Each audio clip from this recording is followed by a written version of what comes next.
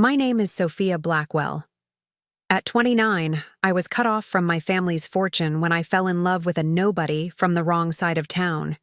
What my parents didn't realize when they slammed their door in my face was that I'd soon become their boss, the silent majority owner of the very company my father had dedicated his life to building. Sometimes life delivers justice in ways no one could imagine. Before we jump back in, tell us where you're tuning in from, and if this story touches you, make sure you're subscribed, because tomorrow I've saved something extra special for you. I was born into the kind of wealth that removes all life's obstacles before you can even encounter them. The Blackwell name opened doors in Boston's elite circles before I could even reach the handle. Our family estate in Beacon Hill, with its wrought iron gates and manicured gardens, stood as a physical manifestation of our social standing, imposing, pristine, and deliberately separate from ordinary life. Every morning began the same way. Breakfast served precisely at 7:30 a.m. on Wedgwood china, the household staff moving with practiced efficiency, and my father, Richard Blackwell, reading financial reports while occasionally glancing at his watch. My mother, Eleanor, would review her social calendar, orchestrating charity galas and board meetings with the precision of a military strategist. Their world ran on seamless routine and unspoken expectations. Blackwell Industries had been in our family for 3 generations.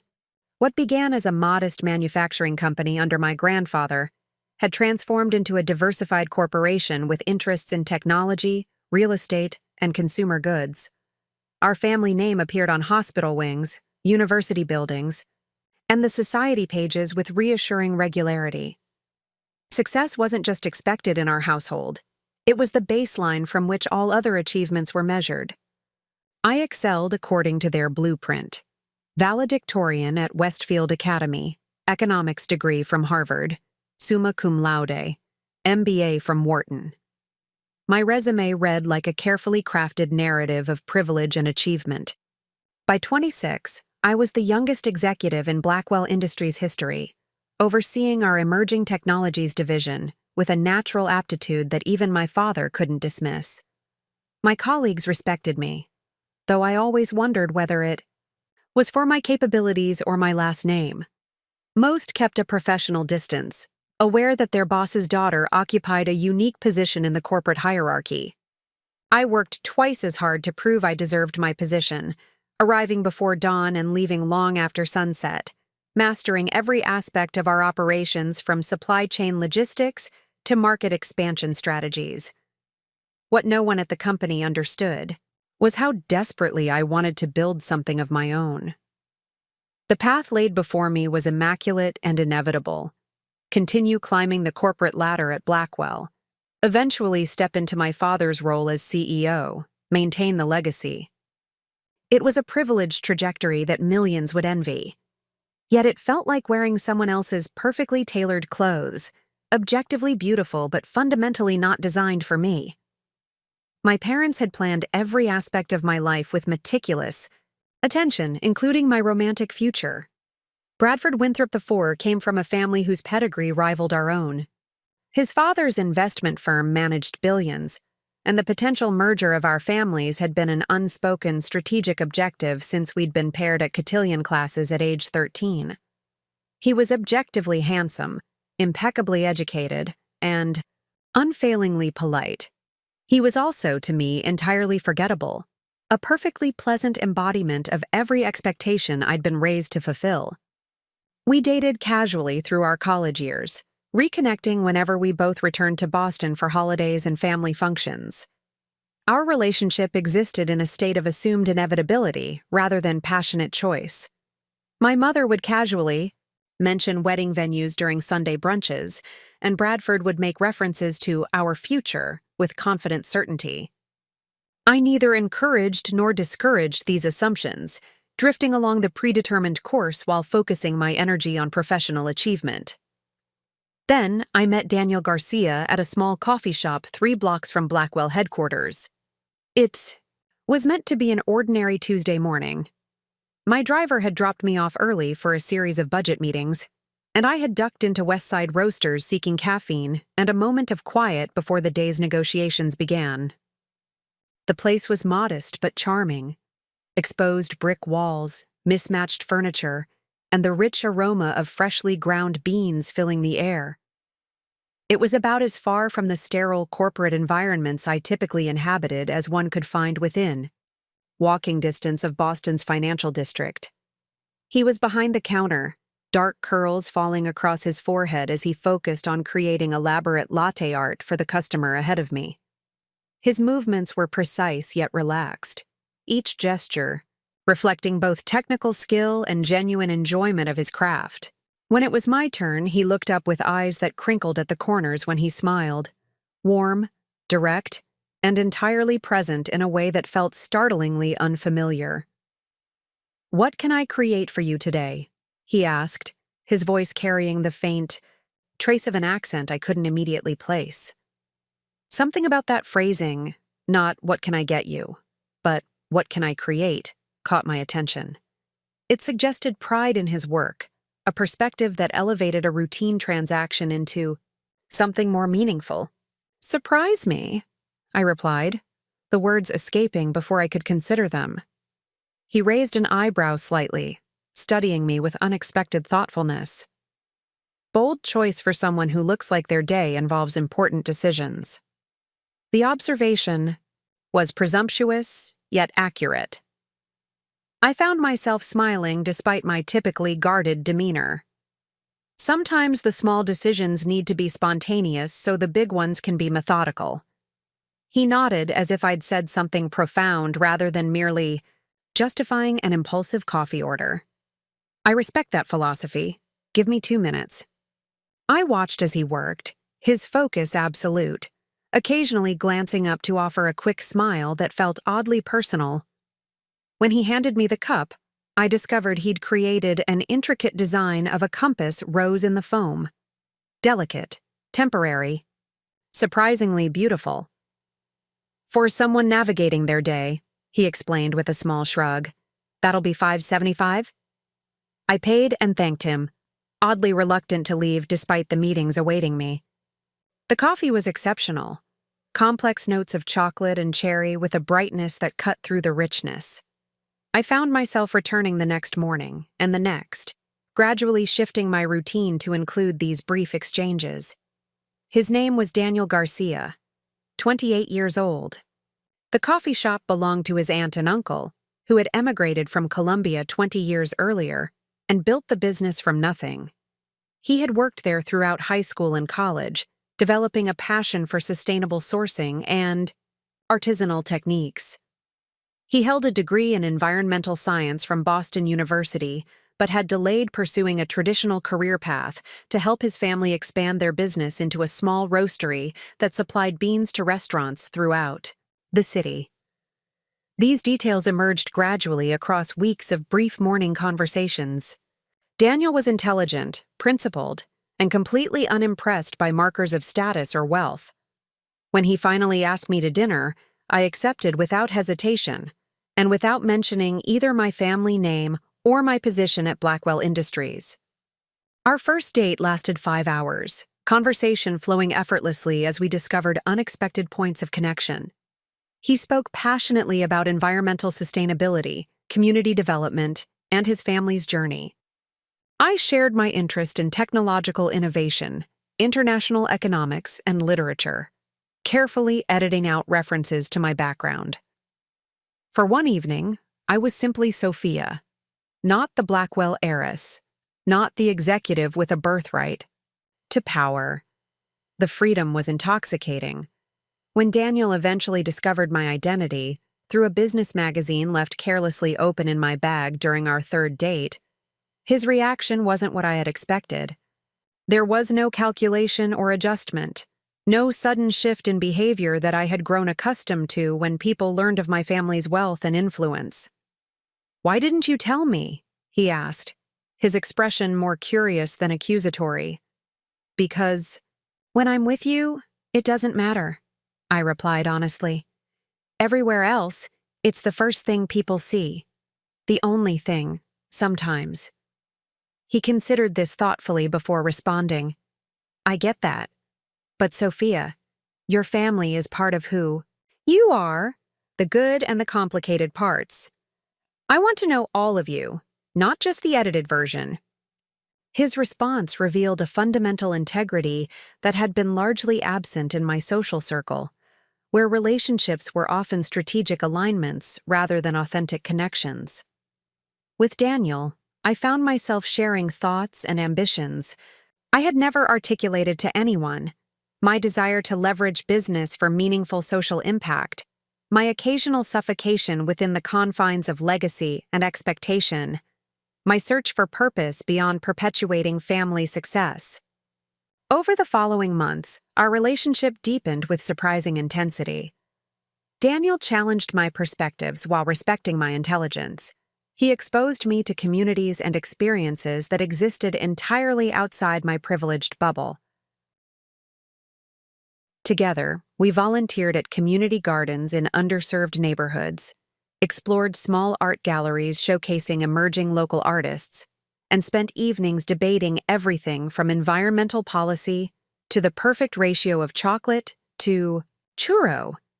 For the first time in my life, I experienced a relationship based on genuine choice rather than expectation or convenience.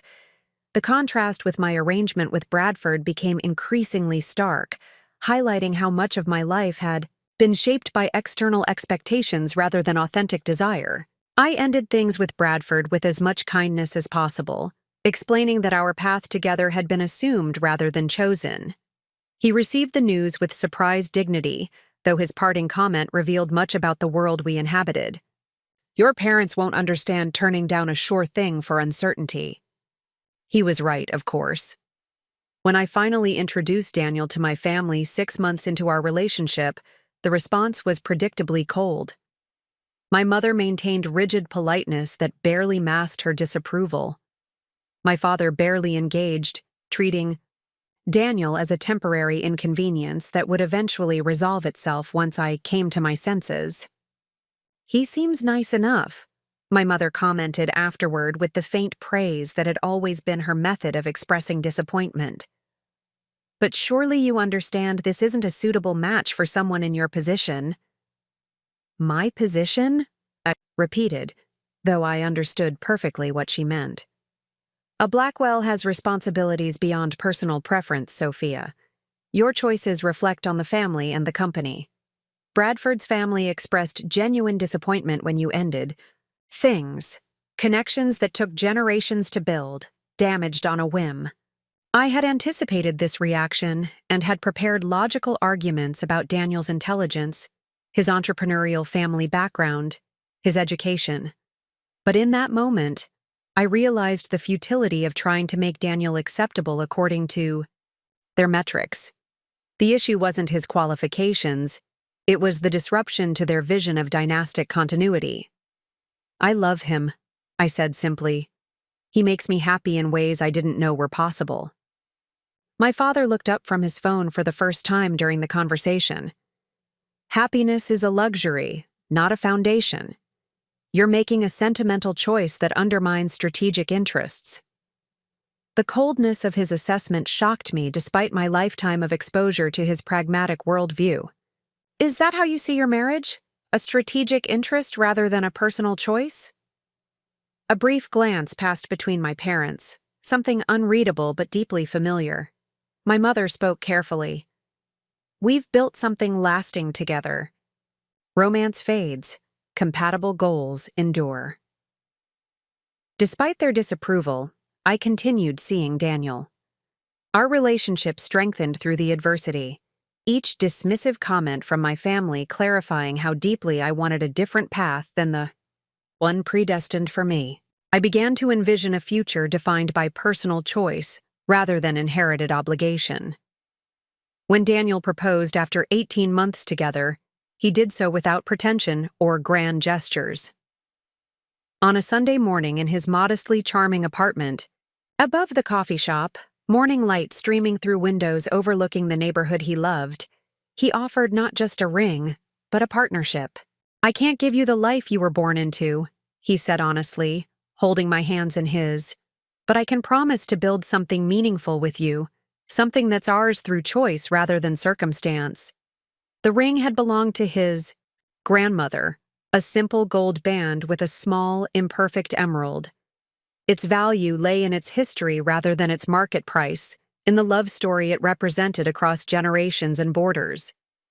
It was nothing like the flawless 5-carat diamond Bradford had once casually mentioned having in a safe deposit box. For when the time is right. Daniel's ring felt infinitely more precious. "Yes," I said without hesitation. 1,000 times. Yes. The decision crystallized something crucial within me. A recognition that authentic happiness required courage to choose one's own path, rather than following the course of least resistance. I felt simultaneously terrified and more certain than I had ever been about anything. Telling my parents was both simpler and more devastating than I had imagined. I arranged a formal dinner at their home, dressed with particular care, and brought Daniel despite their obvious discomfort with his presence. When I shared our news, displaying the emerald ring with genuine pride, the silence that followed was absolute. "This is how you choose to throw away your future?" My father finally asked, his voice dangerously quiet. "For a barista with a degree he doesn't use and an apartment above a coffee shop." Daniel maintained admirable composure in the face of the insult. "I understand your concerns, Mr. Blackwell. I may not offer the connections or resources you hoped for your daughter, but I promise to support her ambitions and happiness with everything I have." "Noble sentiments," my mother interjected with icy precision, "but hardly sufficient foundation for someone of Sophia's background and responsibilities." I had expected resistance, but still found myself shocked by their inability to see beyond. "Status and strategic alliance. I'm not asking for your approval," I said carefully. "I'm informing you of my decision and hoping you might eventually come to respect it, even if you don't understand it now." Preparing and narrating this story took us a lot of time, so if you are enjoying it, subscribe to our channel. It means a lot to us. Now back to the story. My father set down his fork with deliberate control. "Let me be perfectly clear. If you pursue this inappropriate attachment, you will do so without the Blackwell name, resources, or position. Your role at the company will be terminated. Your trust fund will be frozen. Your participation in family affairs will cease until you reconsider this misguided choice." The ultimatum hung in the air between us. I had known this outcome was possible, even probable, but hearing it stated so coldly still struck with physical force. 29 years of belonging and identity threatened with immediate extinction over the simple act of choosing my own partner. I looked at Daniel, finding in his steady gaze the certainty I needed. He squeezed my hand gently under the table, a silent affirmation of support regardless of my decision. In that moment, the choice clarified with perfect simplicity. "I'm sorry you feel that way," I said, rising from the table with as much dignity as I could muster. "I had hoped for better from both of you. Daniel and I will see ourselves out." As we reached the doorway, my mother called after me, "Sophia, don't be dramatic. Simply take some time to reconsider. A suitable position can still be arranged if you come to your senses promptly." I turned back one last time, suddenly seeing my parents with painful clarity, not as the infallible authorities of my childhood, but as people trapped within narrow definitions of success and belonging. "I'm not being dramatic," I replied calmly. "I'm making a choice. The first real choice I've made without calculating its alignment with your expectations. It may cost me my inheritance and position, but I'm keeping my integrity and happiness.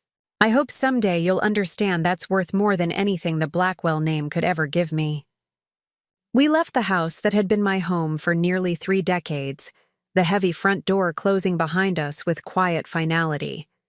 Standing on the pristine limestone steps where chauffeurs had once waited to drive me to ballet lessons and charity, Gallus, I felt a dizzying mixture of terror and liberation.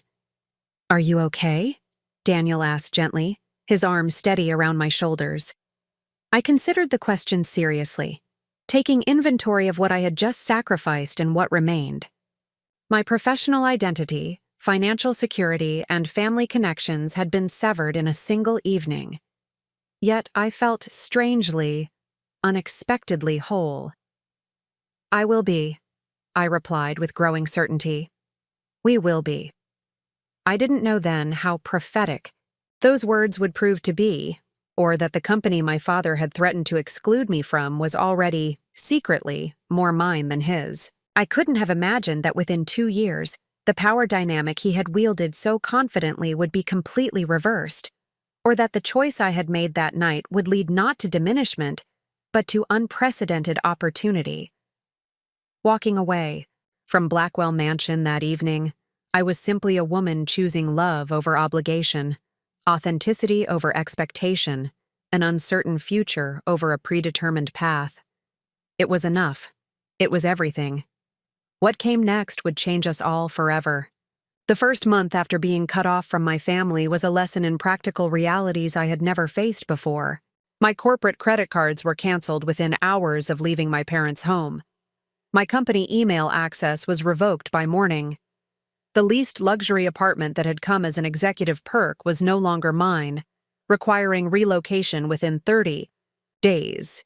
The carefully constructed scaffolding of privilege that had supported my entire existence disappeared with breathtaking efficiency. Daniel offered his apartment without hesitation.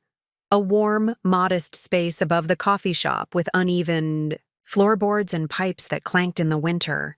It was smaller than my former closet, filled with mismatched furniture collected from various family members in secondhand stores. The walls displayed framed photographs of his extended family alongside sketches from local artists he had befriended. Nothing matched, yet everything belonged together in a way my aesthetically perfect but emotionally sterile apartment never had achieved.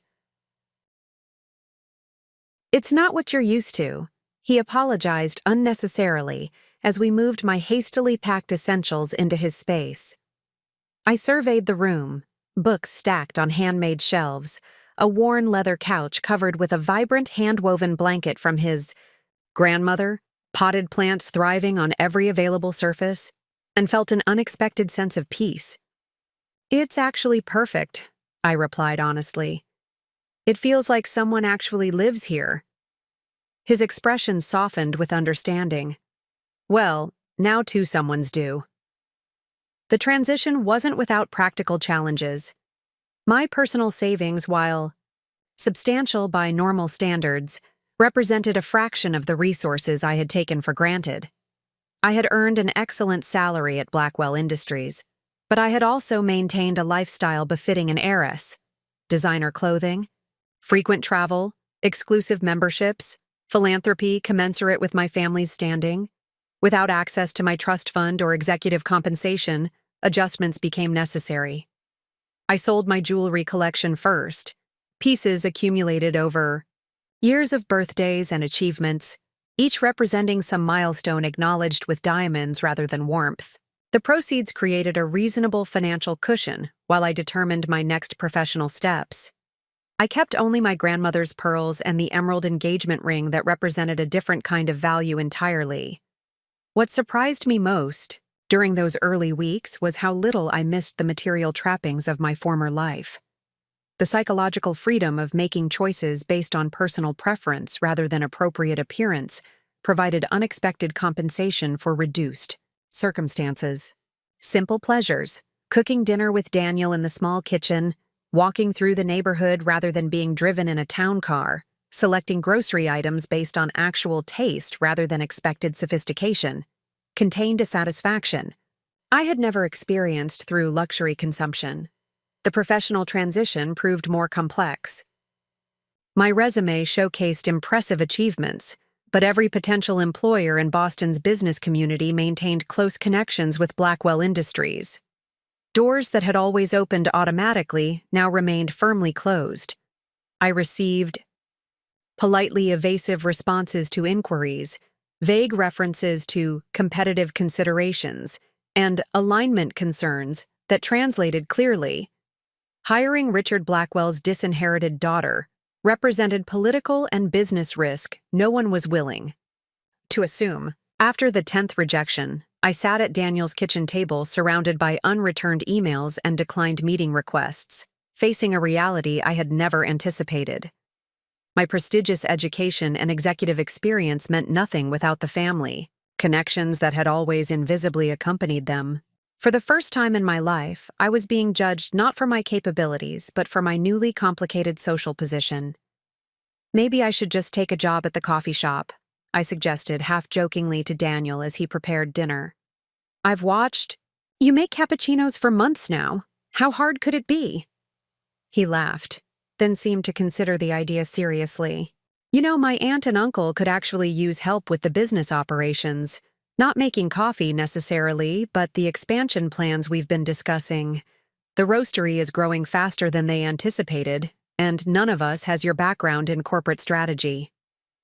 The suggestion triggered an immediate mental rejection. Working for a small family business represented such a step down from my previous position that it barely registered as legitimate employment. I caught the thought with sudden clarity, recognizing its deeply ingrained elitism.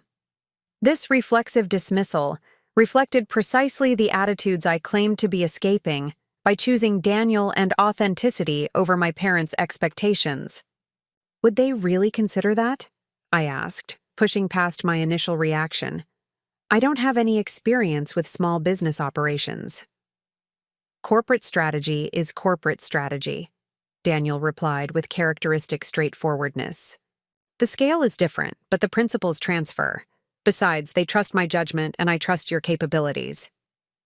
The conversation with Daniel's aunt and uncle, Maria and Eduardo Garcia, happened over Sunday dinner in their modest home in Jamaica Plain.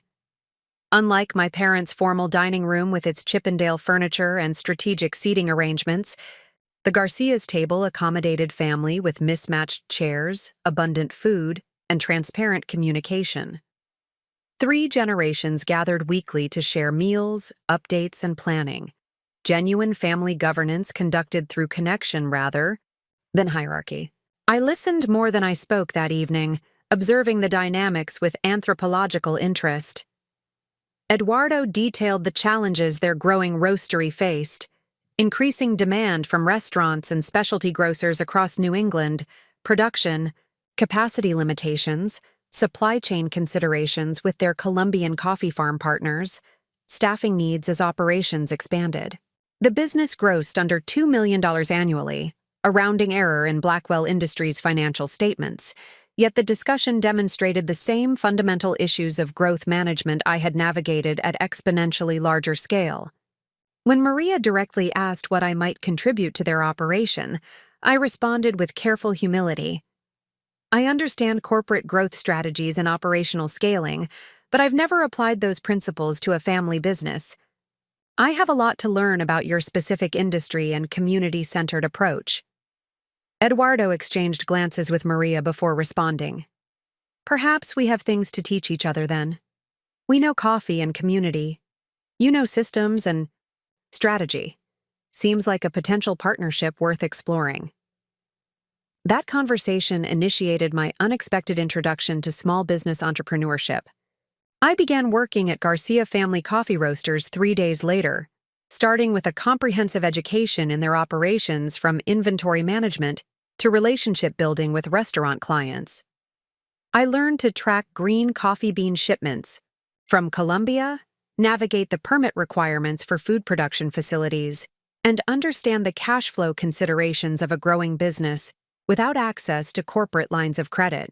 The salary was modest compared to my executive compensation at Blackwell Industries, but it covered my contribution to shared expenses with Daniel while allowing me to maintain a gradually diminishing portion of my savings. More importantly, it provided purposeful work where my contributions directly impacted people I had come to respect and care about.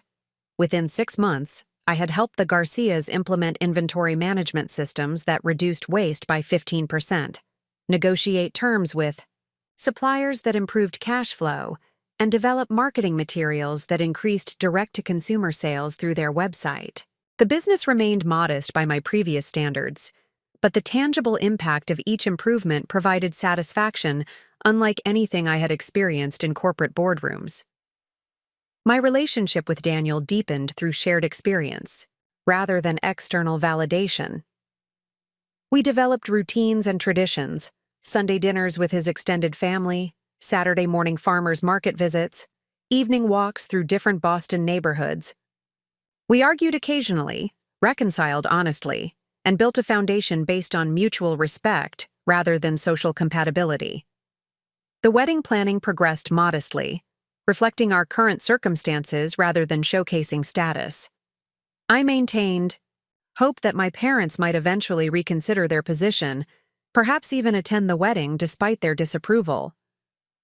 I sent monthly updates about my life and work, extending consistent invitations for conversation without expectation or demand.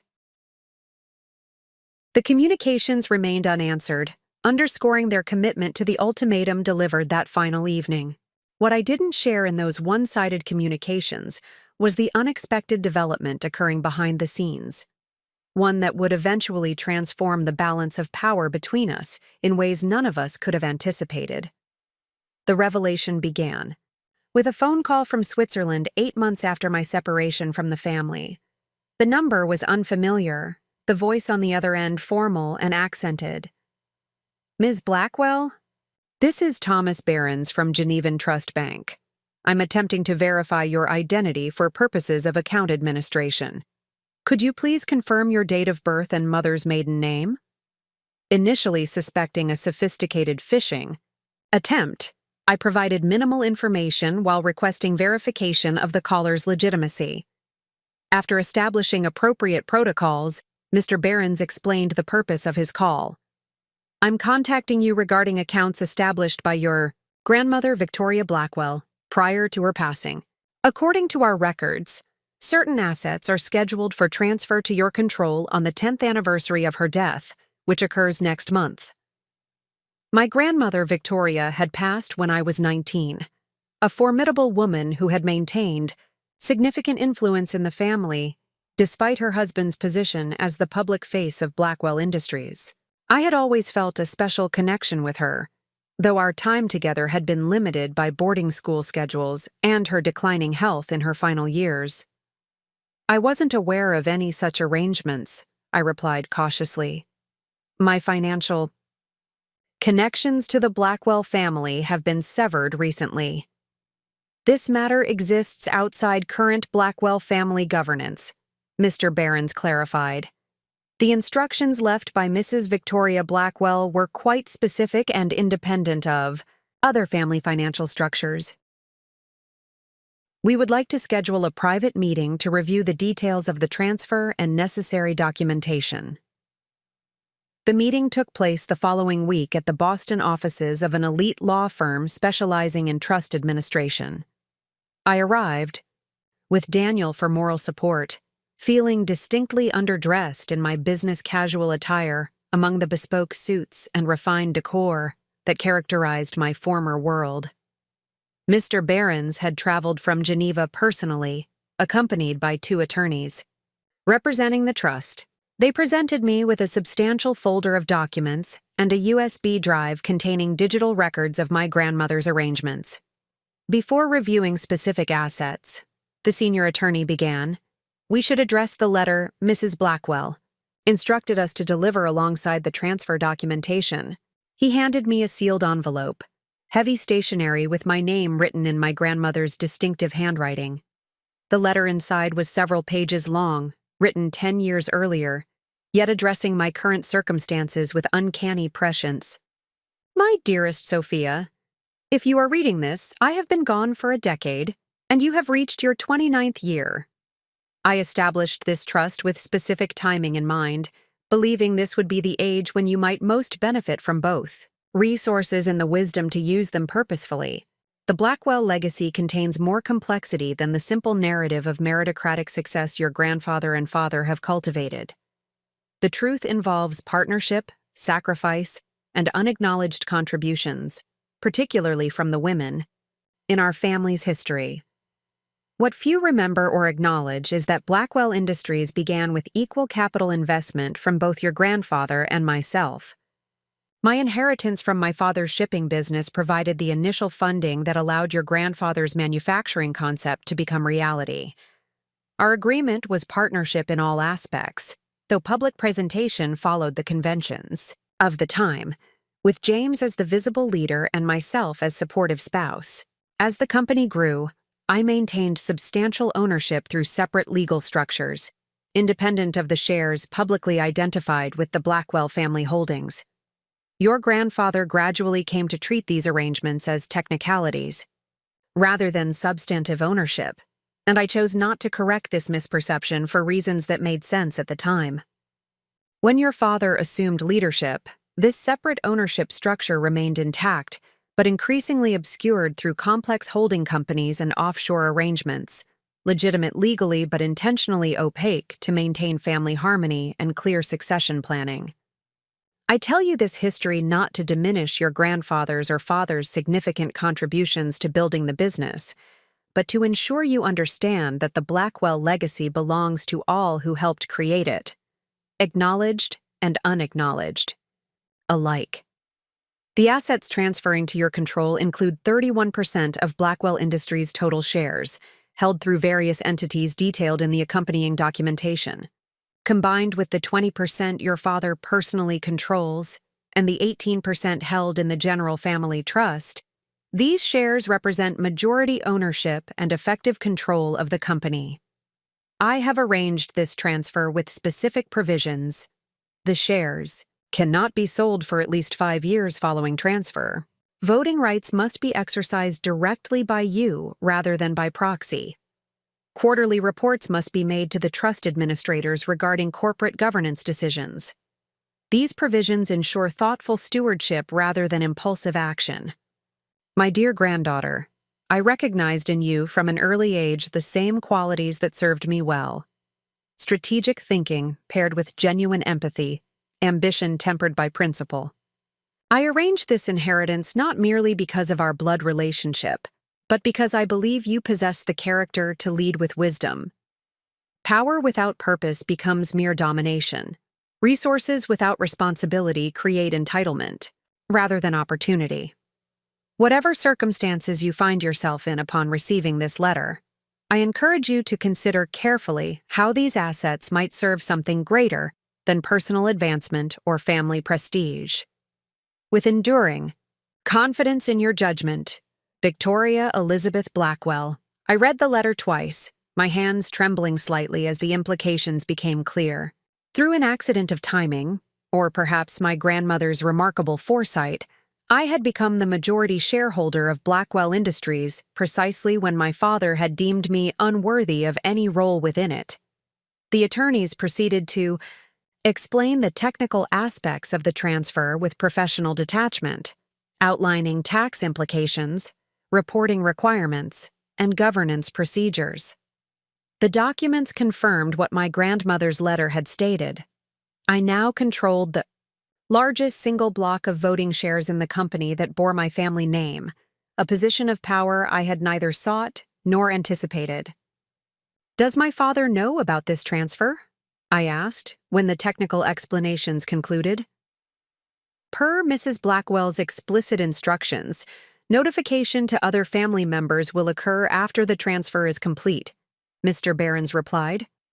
The official ownership records will update at the next quarterly filing, approximately 3 weeks from today. I sat in stunned silence, processing the extraordinary reversal of circumstances. The company that had represented my birthright, then my professional identity, and finally my explicit exclusion, would now answer to me as its principal shareholder. The power to dismantle my father's ultimatum rested entirely in my hands. What exactly can I do with this position? I asked finally. In practical terms, the senior attorney outlined the scope of majority shareholder authority with calm precision. You would have effective control over board composition, executive appointments, including the CEO position, dividend policies, and major strategic directions. While certain actions require broader shareholder approval, functional control of the company would rest with you, subject to normal corporate governance procedures and fiduciary responsibilities. As the meeting concluded and the attorneys departed, Daniel and I remained in the conference room, the documentation of my unexpected inheritance spread across the polished table between us. "This is extraordinary," he said finally, his expression reflecting concern rather than excitement. "How are you feeling about it?" The question warranted careful consideration. The immediate emotional response, vindication, power, perhaps, even the temptation toward revenge, felt viscerally satisfying, yet fundamentally misaligned with the person I was becoming. My grandmother's letter suggested she had seen in me qualities that transcended the petty satisfactions of familial power dynamics. "Overwhelmed," I admitted honestly, "and suddenly responsible for thousands of employees, multiple business lines, and a legacy that's simultaneously mine and not entirely mine." Daniel nodded, his expression thoughtful. "The question isn't just what you can do with this position, but what you should do." The distinction felt crucial. The circumstances had granted me extraordinary leverage over my father and the company he had dedicated his life to building. Using that leverage merely to reverse our power dynamic, or prove some personal point, would represent the same kind of egocentric thinking I had rejected by choosing a different path.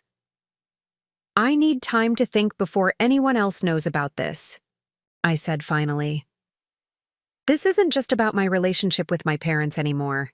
It affects employees, shareholders, business partners, people who depend on Blackwell Industries for their livelihoods."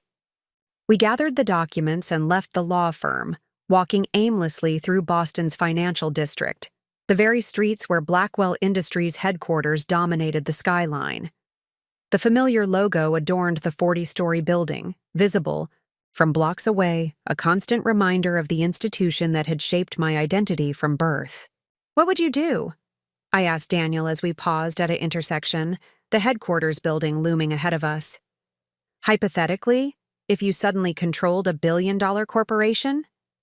He considered the question with characteristic thoughtfulness. "I'd probably be terrible at it," he admitted with a self-deprecating smile. "But I'd try to make sure it benefited more than just shareholders. Companies that size can influence entire communities, industries, even policies. That's a responsibility, beyond profit margins." His perspective reflected the values that had drawn me to him initially: the authentic concern for impact beyond personal advantage, the recognition that privilege creates obligation rather than entitlement. The contrast with my father's philosophy, of business as primarily a vehicle for family advancement, could not have been starker. Over the following days, I reviewed the detailed documentation of my inheritance, while continuing my work at Garcia Family Coffee Roasters. The juxtaposition felt surreal. Spending mornings helping a small family business optimize their local delivery routes, then evenings studying corporate governance provisions for a multinational corporation I now effectively controlled.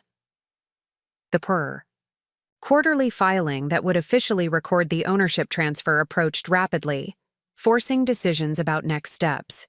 I arranged a private meeting with Lawrence Bennett, Blackwell Industries' long-serving legal counsel who had known me since childhood. His shock at learning of my newfound position was evident despite his professional composure. "Your grandmother was always extraordinarily strategic," he observed after reviewing the documentation I provided. "I suspect she anticipated potential family conflicts, though perhaps not the specific circumstances you're currently navigating. I need your guidance on proper procedure," I explained. "I want to handle this situation responsibly, not impulsively." Lawrence outlined the formal steps for asserting my shareholder authority, including official notification to the board, potential special shareholder meetings, and governance procedures for leadership review. He also offered perspective on the human dimension beyond legal technicalities. "Your father has built his entire identity around control of this company," he noted carefully. "This revelation will be challenging for him to process. regardless of how you choose to proceed. The observation gave me pause. Despite my father's cold dismissal and the pain it had caused, I took no pleasure in the prospect of humiliating him publicly. Whatever his flaws as a parent, his dedication to the company remained genuine. The employees who depended on stable leadership deserved consideration beyond family dynamics. I'd like to meet with him privately before any formal notifications, I decided. This shouldn't be announced through lawyers or public filings if a more respectful approach is possible. Lawrence nodded with evident approval. That demonstrates maturity that would impress your grandmother. I'll arrange the meeting without specifying the full purpose. Would you prefer neutral territory or the corporate offices? The company boardroom, I replied after consideration. This is fundamentally a business matter and should be addressed as such.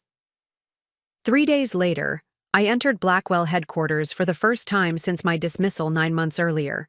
The security guards registered visible surprise, but admitted me based on Lawrence's instructions. The elevator ride to the executive floor felt simultaneously familiar and foreign, returning to spaces I had navigated daily for years, yet now under dramatically different circumstances. My father waited in the boardroom, his expression betraying irritation beneath professional composure. He had clearly assumed the meeting concerned some attempt at reconciliation or request for financial accommodation. Lawrence had joined him, along with the CFO and board chairman, witnesses to what would transpire. Sophia, my father acknowledged coolly. I understand you requested this meeting. I've agreed as a courtesy, but my position regarding your choices remains unchanged. I placed the trust documentation and my grandmother's letter on the polished table between us, maintaining calm professionalism despite the emotional undercurrents. I'm here in my capacity as a shareholder, I replied, to discuss the upcoming quarterly ownership filing and its implications for corporate governance. My father's expression shifted from dismissive to confused. Whatever minor shares you might have retained aren't relevant to governance matters. If you've called this meeting to negotiate some financial settlement, I control 31% of Blackwell Industries as of last week, I interrupted, my voice steady. Through a trust arrangement established by Grandmother Victoria. Before her death, combined with existing family holdings, this represents effective majority control. The room fell silent as the implications registered. The CFO reached for the documentation with professional reflex, reviewing the details with increasing alarm. The board chairman exchanged glances with Lawrence, who nodded slight confirmation. My father's face underwent a remarkable transformation. Shock, giving way to disbelief, then anger, and finally a calculated assessment I recognized from countless business negotiations. He was already strategizing response before fully processing the information. Victoria had no authority to create such arrangements, he stated flatly. This will be challenged. The documentation is in order, Lawrence interjected carefully. I've reviewed it thoroughly. Mrs. Blackwell maintained separate ownership through legal entities established before you assumed leadership. These arrangements were always disclosed in the corporate records, though perhaps not emphasized in family discussions. The validation from his trusted legal advisor seemed to penetrate my father's denial. He stared at me with an expression I couldn't fully interpret, some complex mixture of betrayal, reassessment, and perhaps a reluctant recognition. What exactly do you intend to do with this position? He asked finally, the question carrying echoes of my own earlier uncertainty. The moment had arrived to define not just my response to previous rejection, but my fundamental approach to power and responsibility. The choice I made would reveal far more about my character than any statement of principle could convey. I intend, I replied carefully, to ensure that Blackwell Industries continues its trajectory of success while expanding its positive impact. The company will maintain stable leadership, honor its commitments to employees and partners, and gradually, evolve its practices to reflect more comprehensive measures of success beyond quarterly profits. I paused, meeting my father's gaze directly. I'm not here to remove you from leadership or disrupt operations out of personal grievance. I'm here to establish a working relationship that acknowledges both your experience and my legitimate role in governance. The statement hung in the air between us. Not quite peace offering, not quite demand, but something more complex that acknowledged both history and new reality. My father studied me with the calculating assessment that had served him through decades of business negotiations. And the personal matters between us? He asked, his tone carefully neutral despite the watching executives. Those remain separate, I replied firmly. My marriage plans haven't changed. My professional contributions can proceed independently of your approval of my personal choices. The company deserves leadership based on capability rather than family politics. Something shifted in his expression. Not quite acceptance, but perhaps recognition that the dynamic between us had fundamentally changed. The dismissive father dictating terms to a dependent daughter had been replaced by two adults navigating complex governance with significant stakes beyond their personal relationship. I'll need time to review these documents thoroughly with our legal team, he stated finally. Of course, I agreed. I suggest we schedule a private conversation once you've had opportunity to verify everything. The quarterly filing occurs in 11 days, at which point this ownership structure becomes public record. I'd prefer we establish working parameters before external parties begin speculating about implications.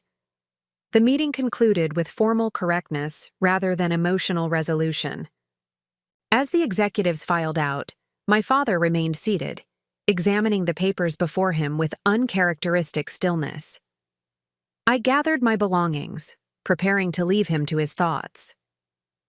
Sophia, he said as I reached the door, his voice uncharacteristically uncertain.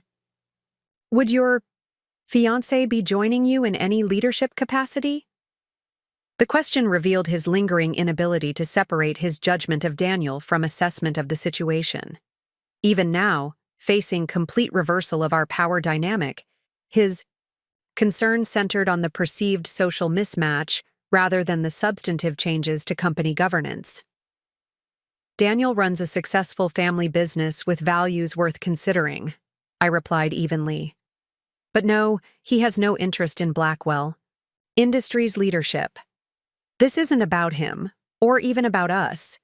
It's about responsibility to something larger than family dynamics. I left the boardroom without waiting for response, navigating the executive floor where I had once belonged, then lost belonging, and now occupied an entirely different position altogether. The security guard nodded respectfully as I exited the building, stepping into Boston's brisk autumn air with a curious sense of both closure and new beginning. Daniel waited at our agreed meeting spot 2 blocks away, his expression anxious until he spotted me approaching. How did it go? He asked immediately. I considered the question as we walked together, trying to distill the complex interaction into meaningful summary. It was the beginning of something, I replied finally. Not reconciliation exactly, but maybe evolution. The company will continue operating effectively. The personal aspects may take much longer to resolve, if ever. He nodded, understanding the distinction between corporate resolution and family healing. And how are you feeling about all of it? The question invited deeper reflection than the factual outcomes of the meeting. How did I feel about this extraordinary reversal of fortune, this unexpected power I had neither sought nor initially wanted? Like I've been given an opportunity to demonstrate a different kind of leadership, I answered thoughtfully. Not based on control or vindication, but on purpose and responsibility. My grandmother saw something in me worth trusting. Now, I need to prove her right. We continued walking through the city that had witnessed my transformation from privileged heiress to disinherited exile to unexpected corporate power broker. each identity revealing different aspects of capability and character. The journey ahead would require navigating complex relationships, governance responsibilities, and the ongoing construction of a life based on authentic choice rather than external expectation. The final outcome remained unwritten, but the direction was clear: forward, toward purpose larger than personal triumph, toward leadership that served more than family legacy or corporate profits. My grandmother's unexpected gift had provided not just resources and power, but the opportunity to demonstrate values worth inheriting, a different kind of wealth altogether. The transition from theoretical control to practical governance of Blackwell Industries unfolded over the following months with careful deliberation rather than dramatic upheaval. When the quarterly filing publicly revealed my position as the company's largest shareholder, business publications immediately speculated about potential leadership changes, strategy shifts, or family power struggles. Market analysts questioned whether a socialite heiress with relatively limited executive experience could effectively influence a multinational corporation with billions in annual revenue. Rather than responding to these external narratives, I focused on establishing substantive governance participation while maintaining operational stability. Working with Lawrence Bennett, I developed a structured approach that acknowledged my father's operational expertise while gradually implementing oversight mechanisms reflecting broader measures of corporate success. Our second formal meeting occurred 3 days after the ownership revelation became public. My father had clearly spent the intervening time consulting with attorneys, financial advisors, and likely my mother, seeking strategies to mitigate or challenge my position. He arrived with a thick folder of counterproposals, his expression guardedly neutral as we settled into the same boardroom where our previous conversation had occurred. "I've reviewed the trust documentation thoroughly," he began without preamble. "While I don't agree with your grandmother's decision to establish these arrangements without family discussion, I acknowledge their legal validity. This represented significant concession from a man unaccustomed to accepting external constraints on his authority." I nodded acknowledgement without interrupting. "I've prepared several options for proceeding that would maintain corporate stability while accommodating your newfound position," he continued, sliding the folder across the table. "The most straightforward would involve establishing a family office to manage your shares through professional advisors, with quarterly governance input from you." The proposal represented a sophisticated attempt to create buffer between my ownership and actual influence, preserving the appearance of accommodation while minimizing substantive change to his control. It reflected the same strategy he had employed throughout my childhood, acknowledging my nominal importance while directing my actual choices through appropriate guidance. "I appreciate the thorough preparation," I replied, accepting the folder without opening it. "But I'll be exercising my governance responsibilities directly, rather than through intermediaries." His expression tightened slightly. "Sophia, effective corporate governance requires consistent engagement with complex operational realities. Your current situation presumably involves other commitments that would complicate such engagement." The reference to my situation, his careful avoidance of explicitly mentioning Daniel or my role at Garcia Family Coffee Roasters, revealed his continuing inability to acknowledge my choices directly. "My commitments align perfectly with responsible corporate governance," I responded evenly. "In fact, my involvement with a community-centered small business has provided valuable perspective on stakeholder impacts often overlooked in public company management." He regarded me with evident skepticism. "Blackwell Industries operates at global scale with sophisticated competitive dynamics. The corporate governance responsibilities involve shareholder value optimization across multiple business lines and regulatory environments.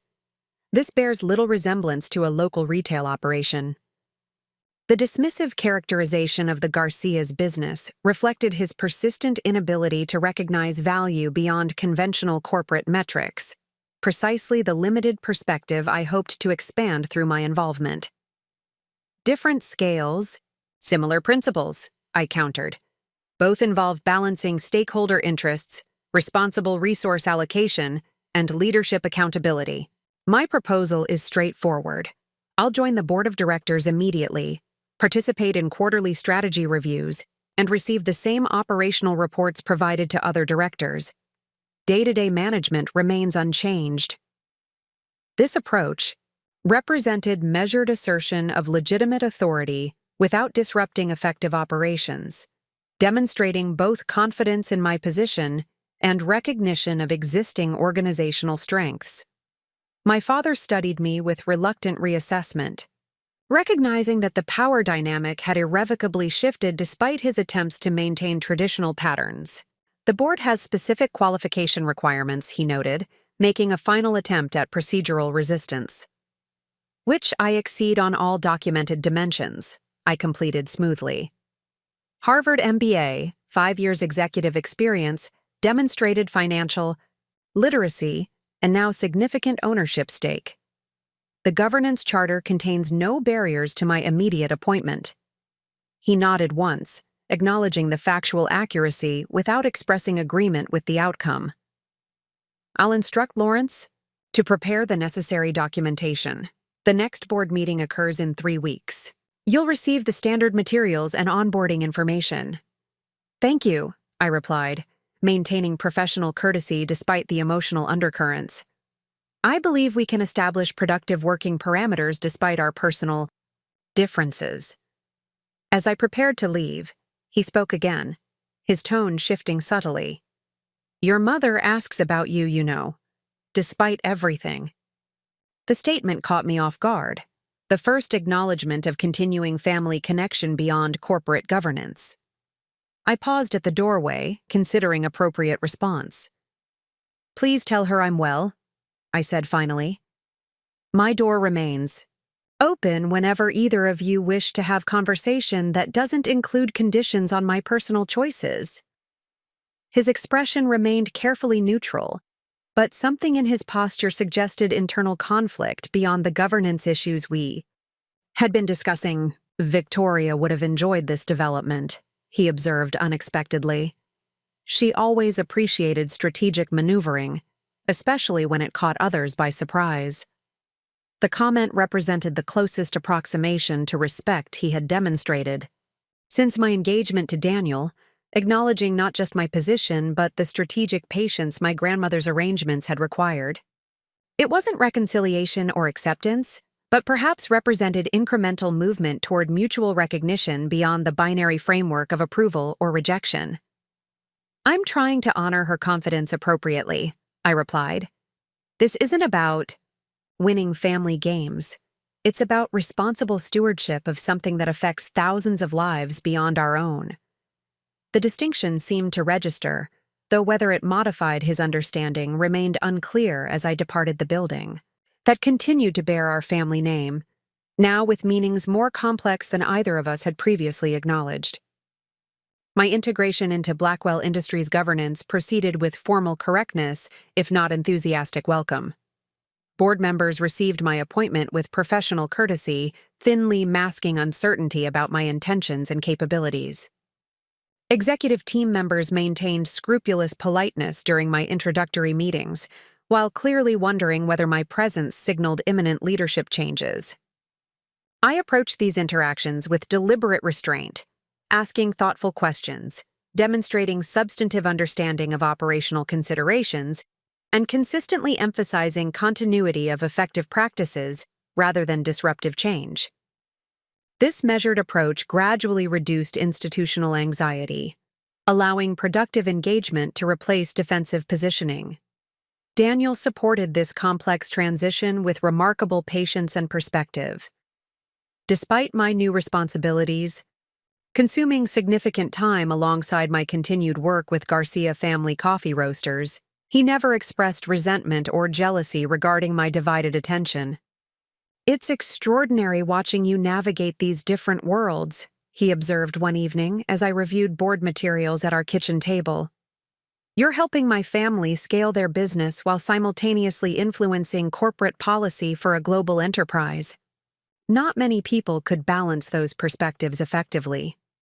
His observation captured something essential about my evolving professional identity: the ability to recognize valid principles across different scales and contexts rather than remaining constrained by conventional hierarchies of prestige or influence. The Garcia's community-centered approach to business success contained wisdom equally applicable to multinational operations. While Blackwell Industries' sophisticated, systems thinking offered valuable frameworks for the coffee company's growth challenges. This dual engagement created unique perspective, particularly relevant to my primary governance initiative at Blackwell Industries. Expanding success metrics beyond traditional shareholder value to include substantive measurement of employee well-being, community impact, environmental responsibility, and ethical practice. Rather than positioning these considerations as charitable additions to real business, I advocated for their recognition as essential components of sustainable competitive advantage and risk management. The initial presentation of this perspective to the board met predictable resistance, particularly from members with traditional finance backgrounds. Terms like stakeholder capitalism and ESG metrics triggered reflexive concerns about diluting focus or imposing social agendas on business operations. My father remained notably silent during these discussions, observing my handling of skeptical questions with evident assessment. Rather than engaging in philosophical debates or moral appeals, I focused on empirical evidence and strategic analysis. I presented case studies demonstrating how companies integrating broader metrics into governance frameworks outperformed peers in long-term shareholder returns while experiencing reduced operational disruptions. I highlighted emerging regulatory trends and institutional investor priorities that were already shifting market incentives toward expanded accountability. This isn't about politics or personal values, I emphasized during a particularly contentious exchange. It's about comprehensive risk management and sustainable competitive positioning. The market is already moving in this direction. The question is whether we'll lead that transition or follow reluctantly after others have established the standards. The framing resonated with the board's strategic orientation better than moral arguments might have, creating space for substantive consideration, rather than ideological rejection. Even skeptical directors acknowledged the practical relevance of adapting to evolving market expectations and regulatory environments. My father spoke for the first time during the closing discussion. Sophia raises valid points about emerging trends, he conceded carefully. While I maintain that shareholder value optimization must remain our primary objective, prudent governance includes anticipating shifting requirements rather than merely reacting to them. This qualified endorsement, while far from enthusiastic, embrace represented significant evolution in his thinking, or at least in his willingness to acknowledge alternative perspectives publicly. It created institutional permission for exploring implementation approaches without appearing to undermine traditional leadership. The board authorized formation of a governance committee to evaluate specific metric expansions and reporting frameworks. With quarterly updates on implementation progress, I was appointed committee chair, a position that provided meaningful influence while maintaining appropriate governance boundaries between strategic oversight and operational management. This formal role established legitimate platform for introducing perspectives and priorities previously absent from Blackwell Industries' approach. Rather than attempting comprehensive transformation, I focused on targeted initiatives with demonstrable business relevance alongside social impact. Workforce development programs addressing skill gaps while creating advancement opportunities for underrepresented communities. Supply chain transparency mechanisms reducing compliance risks while ensuring ethical sourcing. Environmental efficiency measures generating cost savings alongside carbon reduction. These practical implementations gradually shifted corporate culture without triggering defensive resistance to ideological change. Executives who might have rejected abstract principles about social responsibility eagerly embraced specific initiatives that addressed operational challenges while simultaneously improving community impact. The approach demonstrated that principles and pragmatism could reinforce rather than contradict each other, a perspective I had developed through bridging my experiences at Blackwell Industries and Garcia Family Coffee Roasters. Meanwhile, my personal relationship with my parents remained largely unresolved, despite our functional professional accommodation. My mother eventually initiated contact through carefully neutral lunch invitations that avoided direct discussion of Daniel or my living arrangements. These encounters maintained superficial pleasantness while skirting the fundamental issues that had created separation. During our third such meeting, approximately 14 months after my disinheritance, I finally addressed the carefully maintained avoidance directly. "Mother, these lunches feel like elaborate performances where we pretend our relationship continues normally, despite fundamental disagreement about my life choices," I observed after 20 minutes of inconsequential conversation about mutual acquaintances and cultural events. She set down her fork with practiced composure, though her expression revealed discomfort with direct confrontation. "I'm attempting to maintain connection despite complicated circumstances. Would you prefer complete estrangement?" "I'd prefer authentic relationship," I replied honestly.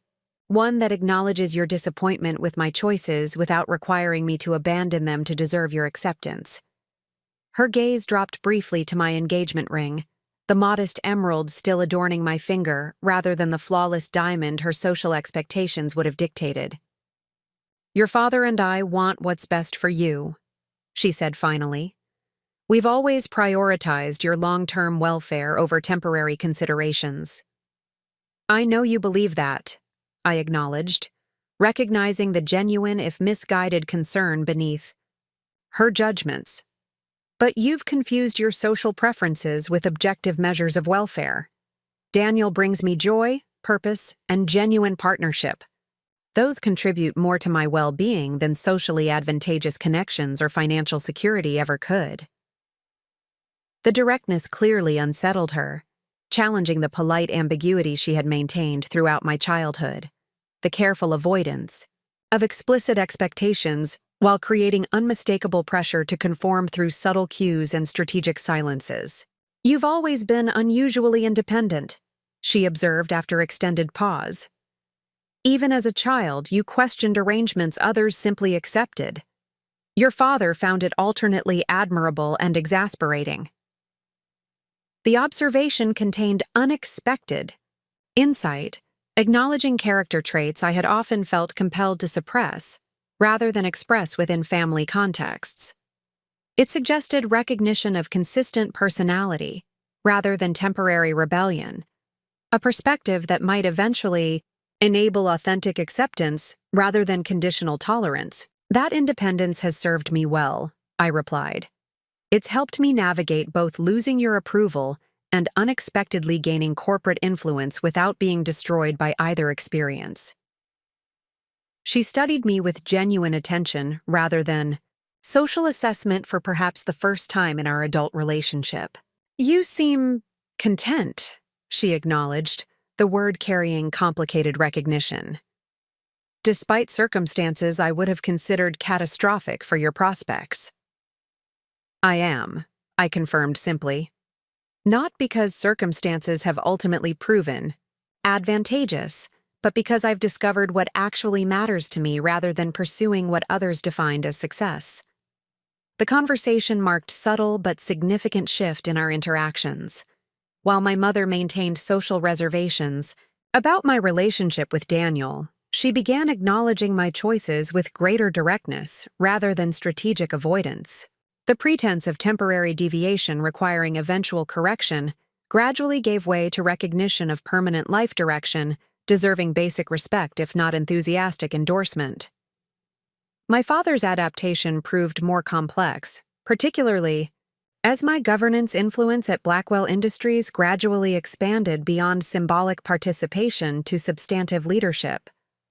The company's integrated impact metrics gained positive attention from industry analysts, institutional investors, and business media, creating external validation that resonated more effectively than moral arguments might have. 6 months into my board tenure, Fortune magazine published a feature highlighting Blackwell Industries' innovative approach to measuring success beyond financial metrics while maintaining strong shareholder returns. The article positioned the company as industry leader rather than reluctant follower in corporate governance evolution, with several paragraphs specifically addressing my influence on this strategic direction. My father left the magazine conspicuously open on the conference table before our quarterly governance committee meeting, the relevant pages marked with small adhesive notes. The gesture represented his characteristic indirect communication, acknowledgement, without explicit statement, recognition without verbal concession.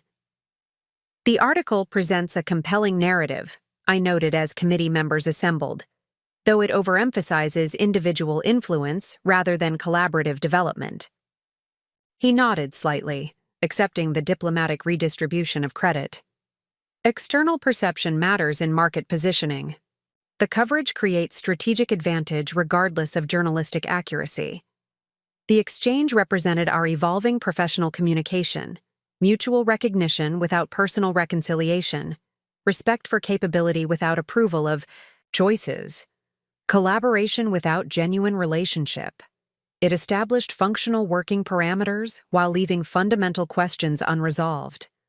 This fragile equilibrium continued until unexpected crisis created circumstances requiring more definitive resolution. 18 months after assuming my governance position, preliminary evidence emerged suggesting potential regulatory violations in Blackwell Industries' international operations. Specifically, questionable payments to government officials in Southeast Asian markets where the company had recently secured major contracts. The allegations reached the board through anonymous whistleblower report rather than public disclosure, creating narrow window for internal investigation before potential regulatory involvement. The governance committee convened emergency session to determine appropriate response, with outside counsel presenting preliminary assessment of legal exposure and remediation options. My father's initial reaction prioritized damage control over transparent accountability, a position consistent with traditional corporate crisis management, but fundamentally misaligned with the expanded governance framework we had been implementing. The preliminary evidence remains inconclusive, he argued during tense committee deliberation. External investigation would create unnecessary exposure before determining whether actual violations occurred.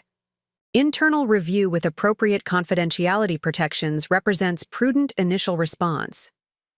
The approach reflected conventional corporate instinct to maintain control over potentially damaging information, minimizing external visibility, while preserving maximum flexibility for strategic response. Under traditional governance models, the board would likely have endorsed this measured approach as appropriate balance between fiduciary responsibility and risk management.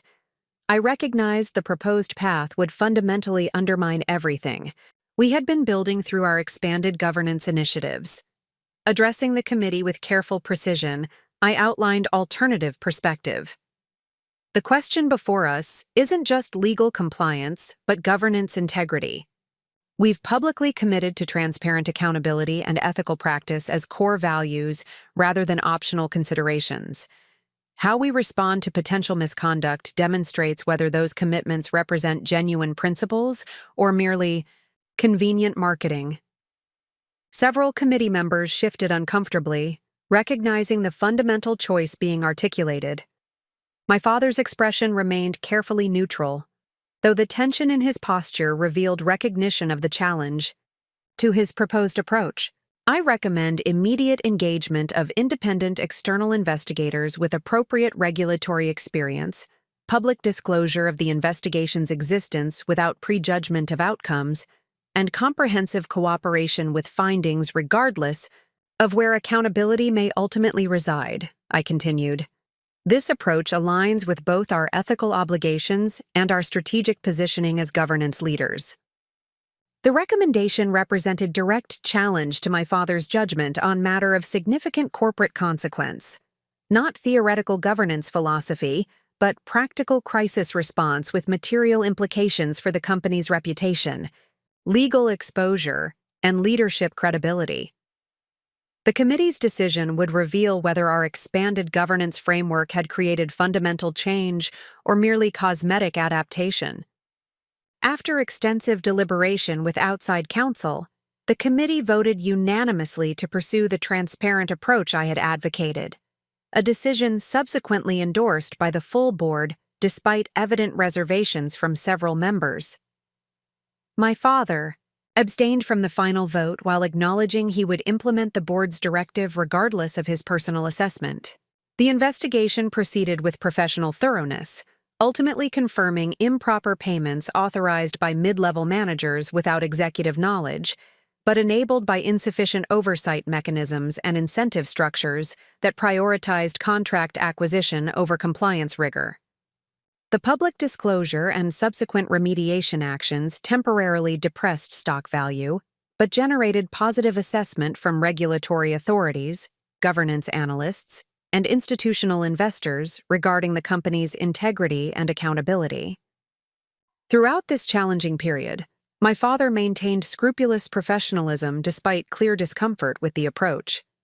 He implemented the board's directives with characteristic thoroughness, established robust remediation measures, and publicly accepted responsibility for systemic weaknesses without attempting to deflect accountability to subordinates. His response demonstrated genuine leadership integrity despite disagreement with the governing strategy. Following resolution of the immediate crisis and implementation of enhanced compliance frameworks, my father requested private meeting without specifying purpose. We met in his office rather than the boardroom, a space I had rarely entered since childhood visits to company headquarters, when sitting briefly in Daddy's important chair had represented special privilege rather than governance responsibility. The office remained largely unchanged, meticulously organized, deliberately impressive, designed to convey authority rather than invite collaboration. The only notable addition was small framed photograph I hadn't seen before. My grandmother Victoria, in her early 30s, standing beside my grandfather at the opening of the company's first major manufacturing facility, her expression reflecting subtle confidence rather than merely supportive presence. My father noticed my attention to the photograph as I took my seat across from his imposing desk. "I found it in the archives during the governance transition," he explained. It seemed relevant to current circumstances. The gesture contained uncharacteristic acknowledgement of historical patterns, recognition that the company's leadership had always involved complexity beyond the simplified narrative of male-driven success typically presented in corporate histories, and family discussions. Whether this represented genuine reconsideration or merely strategic adaptation remained unclear. "You handled the compliance situation effectively," he continued after brief silence. "The approach was more exposed than I would have recommended, but the outcomes validate your judgment. The board's confidence in your perspective has increased substantially." Coming from someone constitutionally averse to acknowledging others' superior judgment, particularly his daughter's, the statement represented significant concession. I accepted it with appropriate professional acknowledgement rather than personal triumph.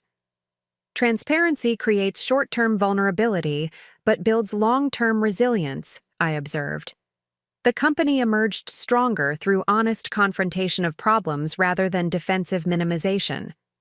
He nodded slightly, fingers tapping thoughtfully on his desk, a habitual gesture preceding significant statements. "I've been considering succession planning more actively recently," he said finally. "I'll reach retirement age within 3 years. The board will expect clear transition strategy well before that milestone." The statement contained significant implications beyond its factual content. My father had previously dismissed retirement discussions, maintaining that his leadership remained essential to company success indefinitely. Acknowledging finite tenure represented fundamental shift in self-concept as well as corporate planning. "That seems prudent," I replied neutrally, uncertain where the conversation was heading. Thoughtful succession creates stability for all stakeholders. The governance committee will naturally consider both internal and external candidates, he continued. Your performance during the compliance situation positions you as credible internal option, despite your relatively brief executive tenure. The statement hung between us. Not quite endorsement, not quite reconciliation, but significant evolution from his previous dismissal of my capabilities and judgment. It acknowledged professional respect, independent of our unresolved personal conflicts, recognition of leadership capacity regardless of continued disapproval of my personal choices. I appreciate the assessment, I replied carefully, though any formal succession process should evaluate all qualified candidates objectively rather than presuming family continuity.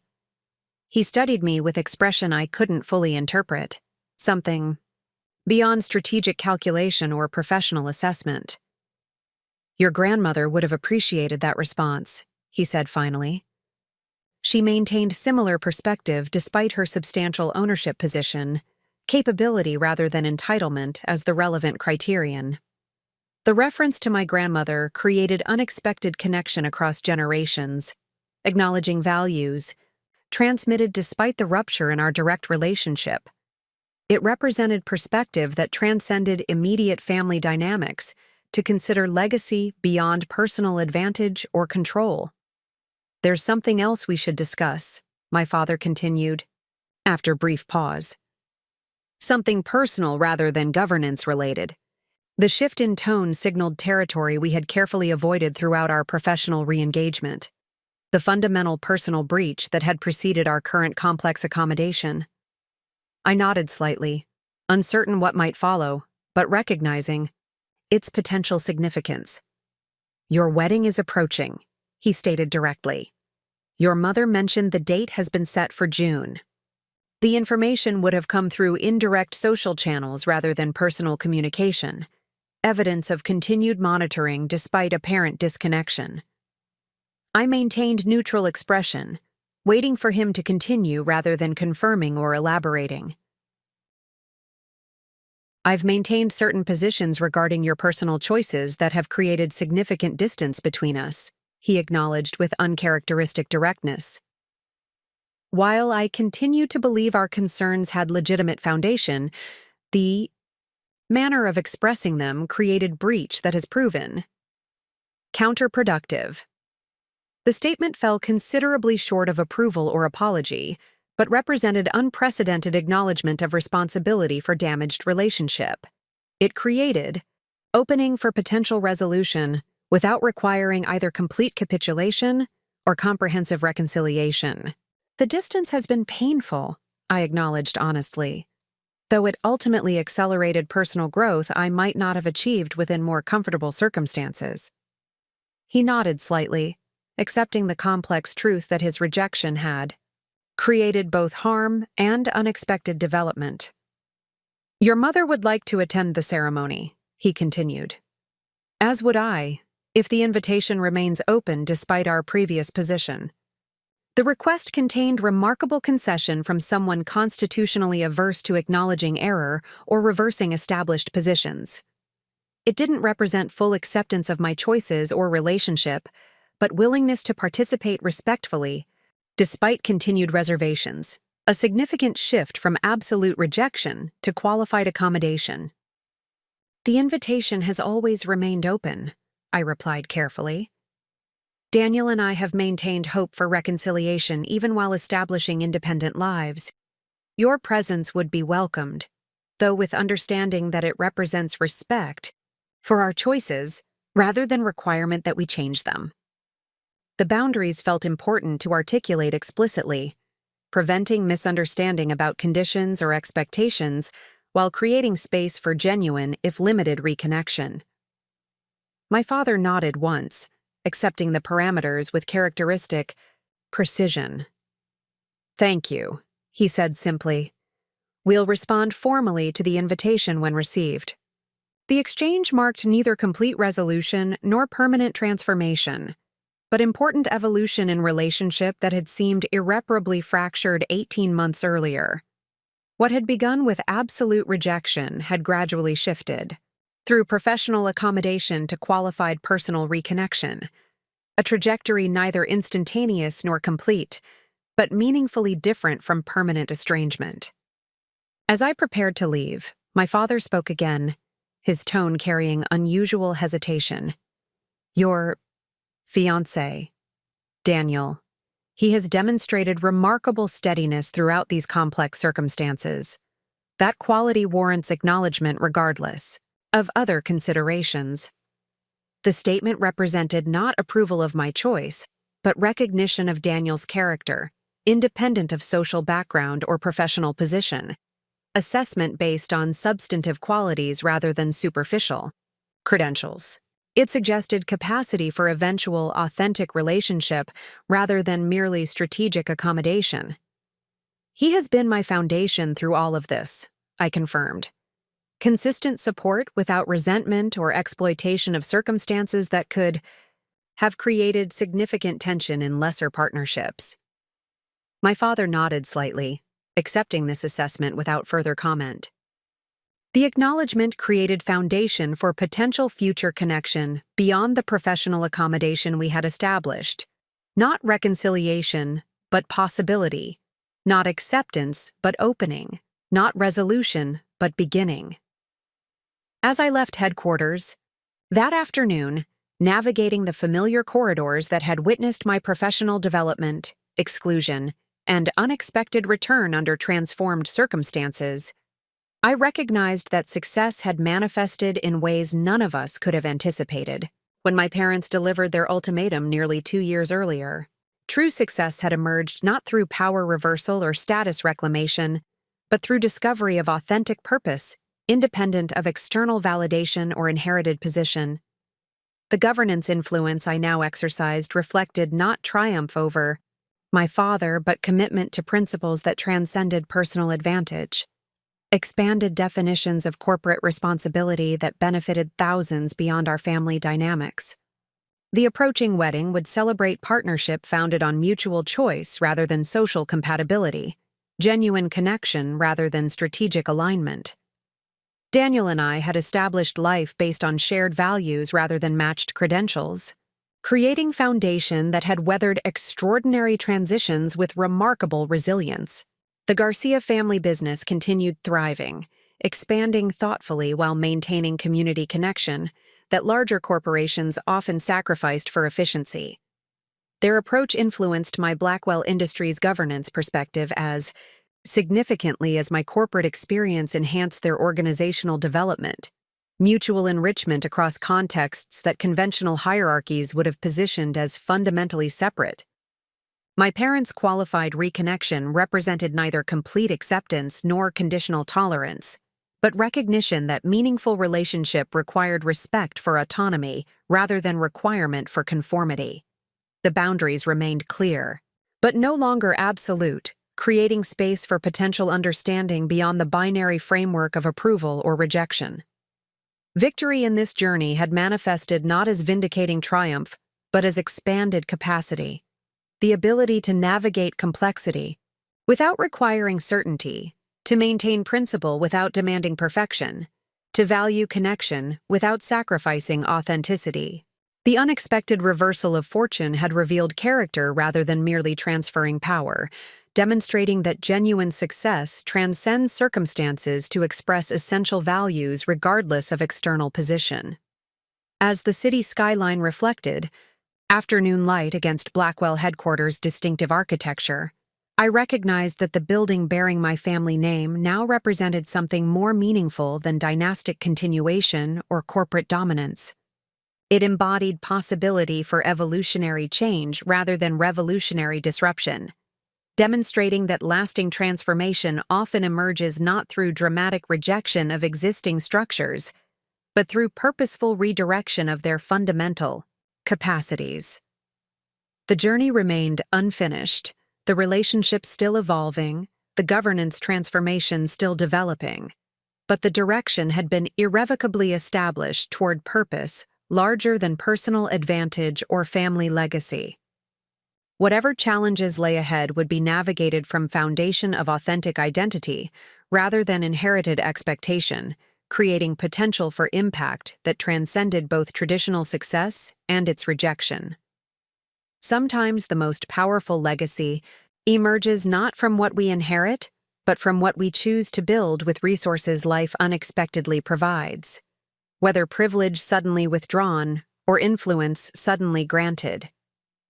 The true measure of character reveals itself not in circumstances, but in how we transform them into purpose beyond ourselves. The wedding preparations proceeded with deliberate simplicity, despite our increasingly complex circumstances. Daniel. And I maintained commitment to celebration reflecting genuine values rather than social performance. An intimate ceremony in the community garden we had helped establish in Daniel's childhood neighborhood, followed by reception at the original Garcia coffee shop where we had first met. The guest list balanced carefully curated relationships, Daniel's extensive family network, friends who had supported our relationship from its beginning, colleagues from both our professional worlds who had demonstrated authentic connection beyond strategic positioning. The Garcias embraced planning with characteristic warmth, contributing cultural traditions that honored their Colombian heritage, alongside contemporary elements reflecting our shared values. My parents' formal RSVP arrived 3 weeks after our conversation, the heavy cream stationery and precise handwriting maintaining appearances of traditional propriety, despite the extraordinary journey preceding this simple acceptance. No additional message accompanied the response, neither effusive reconciliation nor reluctant acquiescence, just factual confirmation of attendance that acknowledged both the remaining distance and the significant progress from absolute rejection to qualified participation. The wedding day arrived with perfect early June weather, clear skies, gentle breeze, temperatures that welcomed outdoor celebration without discomfort. The community garden had transformed under neighbors' collaborative efforts, flowering plants creating natural cathedral around the simple wooden arch where the ceremony would occur. String lights hung between carefully restored heritage fruit, trees that community elders had preserved through decades of neighborhood transition. I prepared at Daniel's aunt and uncle's home, where Maria Garcia helped arrange my hair with the same careful attention she brought to crafting perfect espresso or balancing business accounts. My dress reflected the same values guiding our overall celebration. Elegant simplicity rather than extravagant display, locally crafted by a neighborhood dressmaker rather than bearing designer label, beautiful through thoughtful intention rather than expensive materials. "You look radiantly happy," Maria observed as she secured the final hairpin. "Not nervous like most brides. Peaceful." The observation captured something essential about my emotional state. After navigating family rejection, professional reinvention, unexpected power reversal, and qualified reconciliation, this ceremony represented not anxious transition, but authentic confirmation of path already chosen with full awareness of its challenges and rewards. "I feel certain," I replied simply. "Not just about Daniel, but about the life we're building together. The difficulties have clarified rather than undermined that certainty." Maria nodded with understanding beyond words, patting my shoulder with maternal affection that transcended our relatively brief relationship. Her acceptance had never been contingent on status or advantage, simply genuine welcome into family, defined by connection rather than calculation. The ceremony proceeded with meaningful simplicity. Vows we had written ourselves, music performed by neighborhood children Daniel had mentored through community arts program, traditions incorporating both Colombian and American elements that honored heritage without being constrained by convention. When the minister invited guests to witness our commitment, the collective response filled the garden with affirmation transcending mere polite participation. My parents maintained appropriate composure throughout, my mother occasionally dabbing, carefully at eyes despite determined dignity, my father watching with the concentrated attention he typically reserved for complex business negotiations. They participated in all ceremonial elements with proper decorum, though remained slightly apart from the spontaneous emotional exchanges characterizing Daniel's extended family members. During the reception, my father approached while Daniel was engaged with his cousins across the transformed coffee shop. He carried 2 glasses of champagne, offering one with formal courtesy that nonetheless represented deliberate engagement rather than obligatory acknowledgement. The ceremony was meaningful, he observed, selecting words with characteristic precision, authentic to your values rather than merely unconventional. The distinction reflected surprising discernment from someone who had previously dismissed our relationship through simplistic class-based judgment rather than substantive understanding. It suggested genuine observation rather than predetermined assessment, actual presence rather than merely physical attendance. "Thank you," I replied, accepting both the champagne and the thoughtfully articulated observation. That authenticity means more to us than elaborate display or traditional expectation. He nodded slightly, gaze traveling across the celebration, the mismatched vintage furniture arranged in conversation clusters, local musicians playing gentle background accompaniment, neighborhood children weaving between guests with flowers. From the community garden. His expression revealed neither approval nor dismissal, but something more complex, assessment without immediate conclusion. "You've created something distinctive," he acknowledged finally. "Not what I would have envisioned for you, but undeniably substantial on its own terms." The statement contained remarkable concession from someone constitutionally averse to recognizing merit in choices contradicting his judgment. It didn't represent enthusiastic embrace, but genuine recognition, acknowledgement of value within framework different from his own, rather than dismissal of anything diverging from established expectations. "That's all we've sought," I replied, carefully. "Not your envisioning, but your recognition that we can build something meaningful through different priorities than you might have chosen." He considered this distinction with uncharacteristic thoughtfulness, sipping champagne while maintaining comfortable silence rather than immediate response. When he spoke again, his tone carried unusual reflection rather than declarative certainty. "I've been considering certain patterns recently," he said finally. "Your grandmother challenged many conventional expectations during her time, though in less visible ways than your current approach. The historical narrative emphasizing your grandfather's singular vision oversimplified more complex partnership that actually built the company." The observation revealed surprising reconsideration of family history he had previously presented as uncontested narrative, acknowledgement of complexity beyond the simplified success story typically recounted at corporate anniversaries and family gatherings. Whether this represented genuine revaluation or strategic accommodation remained unclear, but the willingness to articulate alternative perspective suggested meaningful evolution. "I'd like to learn more about that history," I responded, recognizing the opening while maintaining appropriate boundaries. "Perhaps there's opportunity for more comprehensive understanding of our shared legacy beyond the official narrative." He nodded slightly, neither committing nor dismissing the possibility of such conversation. "Your mother is speaking with Daniel's parents," he observed, gaze shifting toward interaction occurring across the room. "They seem to be finding common ground despite different backgrounds." Indeed, my mother was engaged in apparently genuine conversation with Eduardo and Maria Garcia, not merely polite acknowledgement, but actual exchange suggesting discovery of unexpected connection. The interaction represented remarkable transition from her previous dismissal of Daniel's family as fundamentally unsuitable associates to recognition of their legitimate presence in circumstances she would have considered unimaginable 2 years earlier.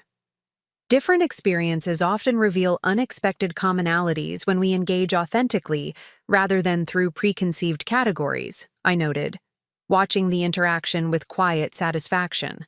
They share fundamental values despite different expressions and contexts. My father considered this perspective with the same analytical attention he typically applied to market analyses or competitive assessments. "Perhaps," he acknowledged, without elaboration. Then, with subtle shift toward more personal territory than we had navigated since our breach. I hope you'll visit occasionally. Your mother would appreciate maintaining connection beyond formal occasions. The invitation contained neither demand nor condition, simple acknowledgement of desire for relationship without requirement for conformity or concession. It represented significant evolution from the binary ultimatum delivered nearly 2 years earlier, creating space for connection that respected rather than erased our differences. I'd welcome that, I replied honestly. And perhaps you might occasionally visit us as well.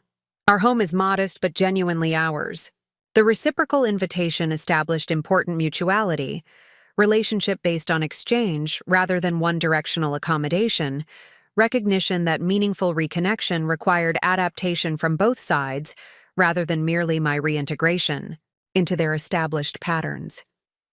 He nodded once, accepting the parameters with characteristic precision. I expect we'll find appropriate balance over time, he observed, the statement reflecting professional negotiators' careful establishment of framework rather than emotional reconciliation. Yet the acknowledgement of ongoing process rather than immediate resolution represented realistic foundation for potential evolution, rather than fragile pretense of complete resolution. Our conversation concluded as Daniel approached, his expression reflecting mixture of caution and determination. Whatever his private feelings regarding my parents' treatment of our relationship, he had maintained consistent support for potential reconciliation without pressuring specific outcomes or timeline. Now he extended hand toward my father with direct engagement reflecting personal dignity rather than anxious approval seeking. "Thank you for participating today," he said simply. "Your presence means a great deal to Sophia, and therefore to me as well." My father accepted the handshake, with formal correctness that nonetheless acknowledged the legitimate place Daniel now occupied in circumstances he had initially rejected entirely. "Congratulations," he replied with careful neutrality. The ceremony reflected thoughtful intention rather than mere nonconformity. The observation mirrored his earlier comment to me, recognition of substance beneath stylistic differences that might have previously obscured his assessment. It represented neither enthusiastic embrace nor reluctant tolerance, but beginning of potential engagement based on actual observation rather than predetermined judgment. Their interaction remained brief, neither attempting premature intimacy nor maintaining rigid distance. As my father moved toward other guests, Daniel regarded me with quiet question rather than immediate commentary. "Evolution rather than revolution," I observed in response to his unspoken inquiry.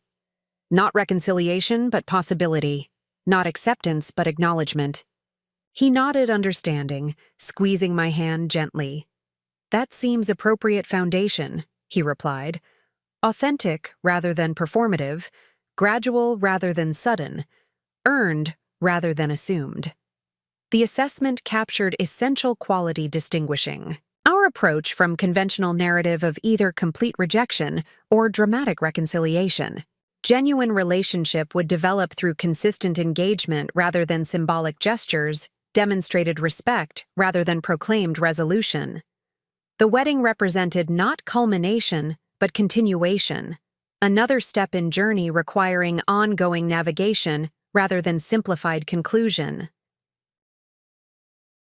The celebration continued into evening, fairy lights illuminating the transformed coffee shop as downtown professionals mingled with neighborhood residents.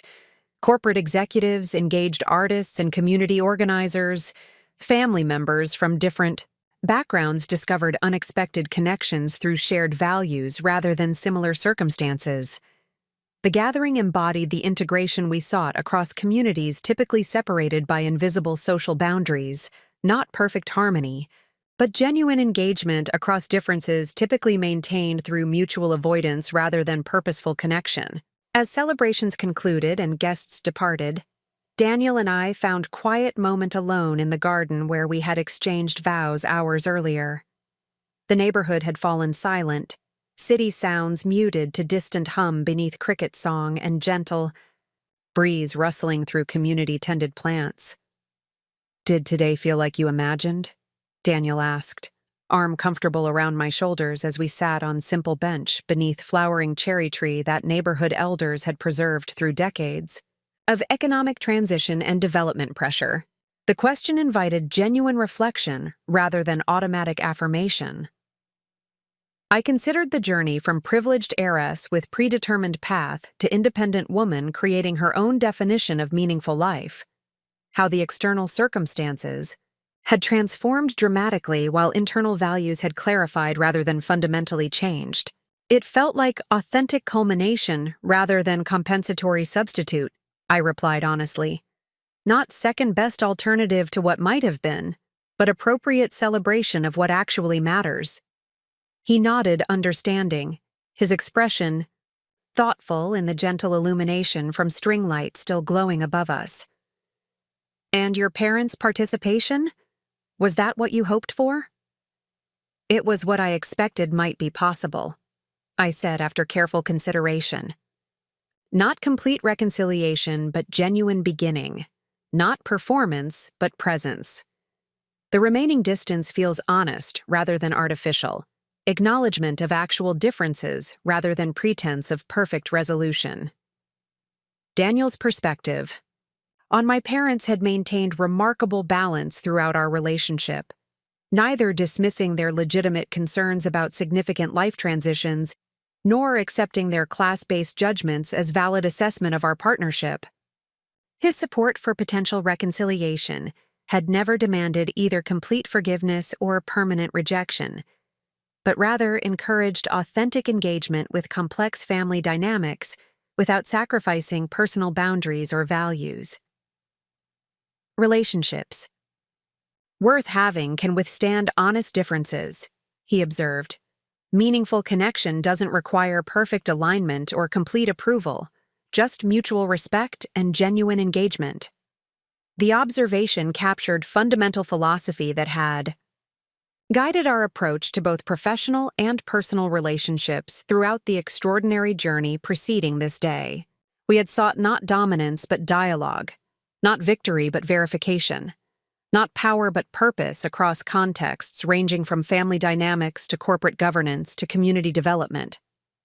As we sat together in quiet garden that represented community, resilience, and collaborative creation, I reflected on transformations that had reshaped my understanding of success and significance over preceding 2 years. What had begun as conventional achievement defined by external validation and institutional position had evolved through crisis and unexpected opportunity into more nuanced perspective, recognizing multiple forms of contribution and connection across traditional boundaries of status and sector. My grandmother's unexpected legacy had provided not just financial resources and corporate influence, but opportunity to demonstrate values, transcending conventional measures of achievement, capability, beyond credential, impact beyond title, purpose beyond position. The journey had revealed capacity for leadership based in principle rather than privilege, commitment beyond calculation, resilience through relationship rather than merely resources. The weeks following our wedding established new patterns reflecting integrated rather than compartmentalized life. Daniel and I moved into modest but comfortable condominium in neighborhood adjacent to both the Garcia Coffee Shop and Blackwell headquarters. Location facilitating engagement across our various professional and community commitments without prioritizing either corporate or local context as primary identity marker. My governance responsibilities at Blackwell Industries continued evolving. From initial reactive position toward more proactive leadership, the expanded metrics framework measuring environmental impact, employee well-being, and community engagement alongside traditional financial indicators gained recognition beyond mere compliance mechanism to become strategic advantage in competitive talent recruitment, investor relations, and brand positioning. My father maintained professional accommodation while gradually demonstrating increased personal engagement. Our monthly coffee meetings evolved from carefully neutral territory to occasionally substantive exchange about topics ranging from corporate governance trends to family history previously unexamined. The conversations remained measured rather than emotionally expressive, yet contained genuine information exchange rather than merely formal obligation. During one such meeting approximately 6 months after the wedding, he unexpectedly introduced subject we had carefully avoided in professional contexts. Despite its obvious relevance to governance planning, the board has been discussing formal succession framework, he observed with characteristic directness. My planned retirement remains approximately 2 years distant, but institutional preparation requires advanced consideration of leadership. Transition. I maintained neutral expression despite recognition of the conversation's significance. That seems appropriate governance responsibility, I replied carefully. Thoughtful succession planning benefits all stakeholders regardless of specific outcomes. He nodded slightly, acknowledging the measured response. Several board members have expressed interest in your potential candidacy despite your relatively limited tenure in formal corporate leadership. The governance committee will establish objective evaluation framework considering both internal and external candidates without presumption of specific outcome. The statement maintained careful balance between acknowledging legitimate consideration of my capabilities and avoiding appearance of either nepotistic preference or personal reconciliation through professional advancement. It reflected genuine evolution from his previous dismissal of my judgment while preserving appropriate governance boundaries between shareholder influence and operational leadership. I appreciate the professional assessment, I responded with matching precision. Any formal candidacy would naturally require comparative evaluation against other qualified leaders without family connection influencing the process. He studied me with expression I had observed during particularly complex negotiations, assessing not just stated position but underlying motivations and potential flexibility. Your commitment to proper governance procedures is appropriate, he acknowledged. Though I'm curious about your personal interest in the role beyond procedural considerations. The inquiry invited reflection I had carefully avoided articulating even to myself, whether leading Blackwell Industries represented genuine aspiration or merely expected trajectory given my position and capabilities. The question deserved honest assessment rather than strategic response, particularly given the extraordinary journey preceding this conversation. I believe I could lead effectively if selected through appropriate process, I replied after thoughtful consideration. The expanded governance framework we've implemented provides foundation for meaningful impact beyond traditional corporate measures. But my identity and purpose aren't exclusively defined by this specific institutional role, regardless of family history or shareholder position. The distinction represented important evolution in my relationship with both the company and its traditional leadership expectations. Unlike my earlier professional identity that had sought validation primarily through institutional advancement and positional authority, my current perspective recognized multiple avenues for meaningful contribution across contexts, ranging from multinational corporation to local community enterprise to policy advocacy. My father considered this perspective with uncharacteristic thoughtfulness, his expression suggesting engagement with the substance of my position rather than merely its strategic implications. Victoria expressed similar perspective regarding institutional position, he observed unexpectedly. Her influence operated through multiple channels rather than depending exclusively on formal authority, despite her substantial ownership stake. The reference to my grandmother created unexpected connection across generations, recognition of shared approach, transcending the specific circumstances separating our experiences. It suggested perspective beyond the simplified binaries that had initially framed our conflict. Traditional success versus rebellious rejection. Corporate leadership versus community engagement. Established privilege versus principled sacrifice. I'd like to hear more about her approach, I responded, recognizing opening for deeper understanding of family history, typically condensed into simplified narrative of male-driven achievement. The official company history presents limited perspective on her contributions beyond supportive spouse role. Something shifted in his expression. Not quite discomfort, but recognition of legitimate observation, challenging established narrative he had previously presented as uncontested fact. The historical accounts reflect conventions of their time, he acknowledged with unusual qualification. Her influence operated through channels often unrecognized in formal records, despite their substantial impact on actual decisions and directions. This acknowledgement represented remarkable concession from someone who had previously maintained singular interpretation of family and corporate history. Whether motivating by genuine reconsideration or strategic accommodation remained unclear, but the willingness to acknowledge alternative perspectives suggested meaningful evolution in his understanding of both past and present leadership dynamics. Our conversation continued exploring governance procedures and transition planning with appropriate professional boundaries. Yet the brief acknowledgement of my grandmother's complex influence established subtle foundation for potential reconsideration of fundamental assumptions about leadership, contribution, and legacy, transcending conventional narratives of either traditional success or its complete rejection. Meanwhile, my engagement with Garcia Family Coffee Roasters continued evolving from initial employment toward more collaborative partnership.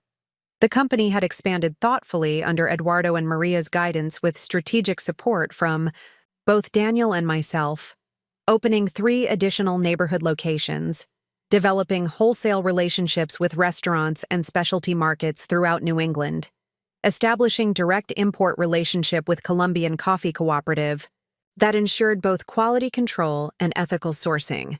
This growth created natural evolution in my role from operational support toward strategic advising, providing expertise while respecting family leadership rather than imposing corporate approaches inappropriate to their scale and values.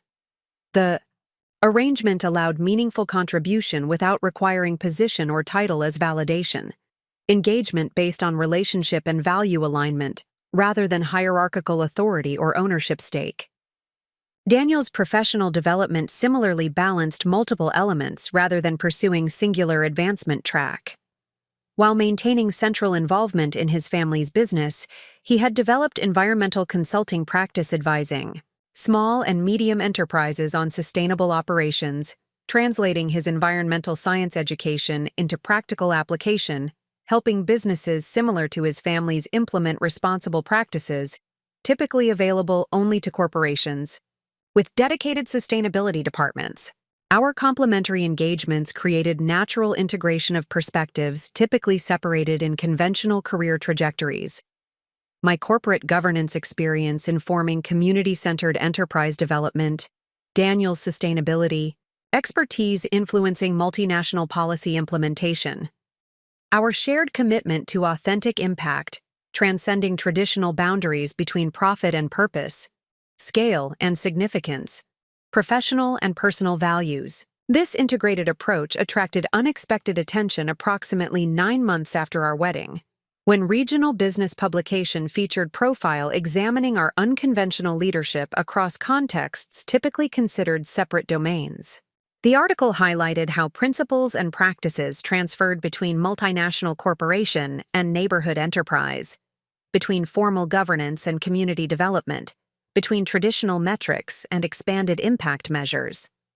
The publication circulated widely among Boston's business community, generating conversation about evolving leadership models beyond conventional corporate ladders or entrepreneurial disruption narratives.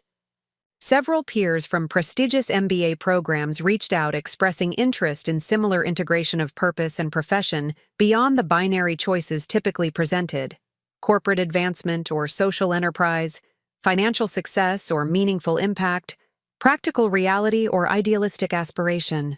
These conversations revealed hunger for frameworks transcending simplified either-or narratives that dominated business education and professional development. Approaches recognizing multiple forms of contribution across different scales, and contexts without requiring sacrifice of either practical effectiveness or meaningful purpose. The interest suggested potential influence beyond our specific circumstances toward broader reconsideration of success definitions, traditionally presented as mutually exclusive alternatives rather than potentially integrated elements. My father mentioned the article during our next governance committee meeting, his reference maintaining professional framing while acknowledging the public attention to our unconventional approach. The profile presents interesting perspective on integrated leadership across different organizational contexts, he observed with careful neutrality. Several board members noted potential relevance to our governance evolution discussions.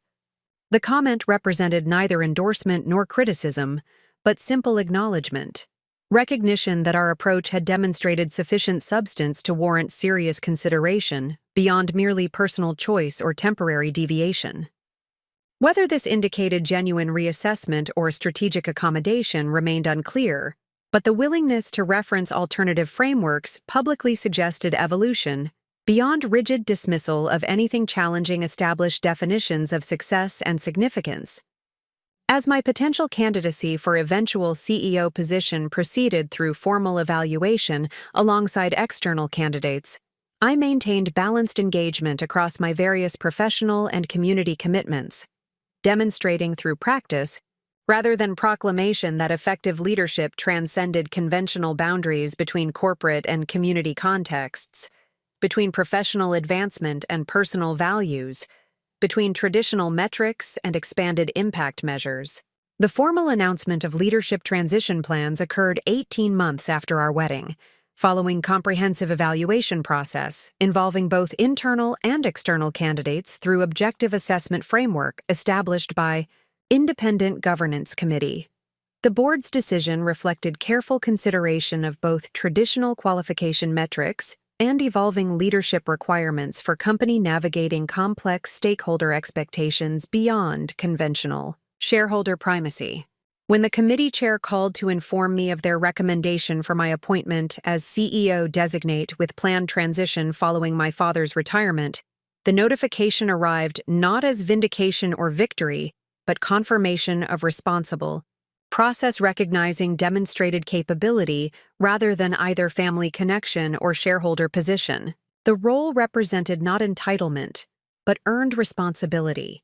Not inherited position, but demonstrated capacity for purposeful leadership beyond conventional metrics or motivations.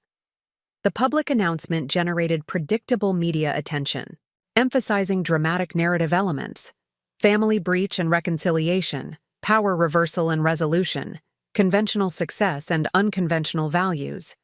These simplified frameworks, reflecting journalists' preference for compelling storytelling rather than complex reality, provided opportunity for expressing more nuanced perspective through careful response to interview requests and public statements. My appointment represents neither traditional succession nor revolutionary disruption, I explained during press conference following the announcement. It reflects thoughtful evolution, acknowledging both institutional strengths worth preserving and adaptive capacity essential for future relevance. The company's expanded governance framework, measuring multiple forms of impact alongside financial performance, demonstrates commitment to leadership, addressing complex challenges requiring integrated rather than siloed approaches. This framing redirected attention from personal drama toward substantive leadership philosophy, the recognition that genuine impact requires both principled purpose and practical effectiveness, both innovative thinking and institutional knowledge, both individual capability and collaborative engagement across traditional boundaries of sector, scale, and specialization. My father's public statement similarly emphasized governance process and institutional continuity, while acknowledging evolution rather than either unchanged continuation or complete rejection of established approaches. The leadership transition represents thoughtful succession planning through comprehensive evaluation rather than predetermined outcome, he stated with characteristic precision. Sophia's demonstrated leadership implementing expanded governance frameworks, while maintaining strong financial performance positions her effectively for guiding the company's continued evolution within changing market and regulatory environments. The statement contained neither emotional reconciliation nor personal endorsement, but professional acknowledgement, recognition of demonstrated capability rather than either nepotistic preference or contrived narrative closure. It represented appropriate balance between acknowledging connection and maintaining proper governance boundaries, between personal relationship and professional responsibility. Daniel remained steadfastly supportive throughout this transition, while maintaining his own distinctive professional identity rather than becoming adjunct to my corporate role. Our partnership continued demonstrating through practice rather than proclamation that meaningful relationship requires neither subordination of one partner's aspirations nor superficial alignment of external credentials or career tracks. "The interesting challenge isn't proving your capability for this role," he observed during private moment following the public announcement. "It's maintaining the integrated perspective that makes your leadership distinctive while operating within institutional structure designed for more conventional approaches." The observation captured essential tension inherent in evolutionary rather than revolutionary change, the challenge of transforming established institutions from within rather than merely rejecting their limitations from outside, of bringing alternative values into traditional contexts without either compromising principles or destroying functional elements worth preserving.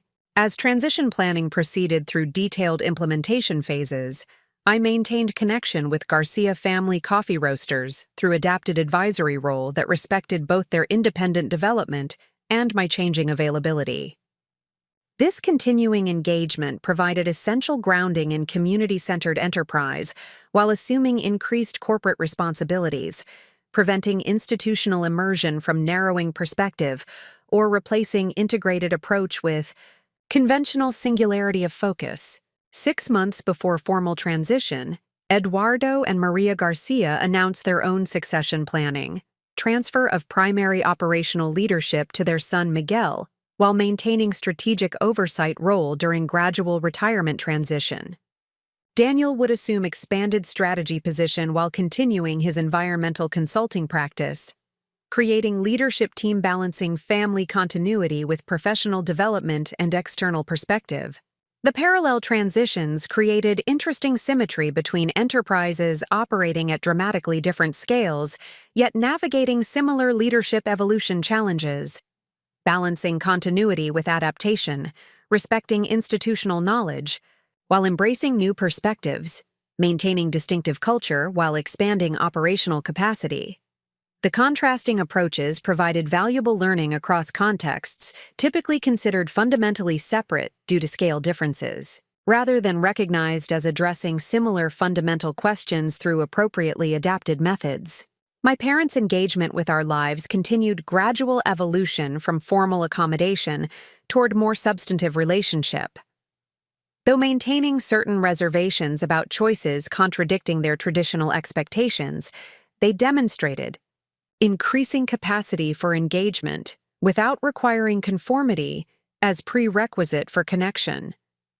Regular family dinners established cautious tradition, allowing relationship development through consistent interaction rather than dramatic gestures or simplified proclamations. During one such gathering approximately 1 month before my formal assumption of CEO responsibilities, my father unexpectedly introduced conversation about family history typically confined to official narratives emphasizing straightforward success, rather than complex reality beneath simplified achievement stories.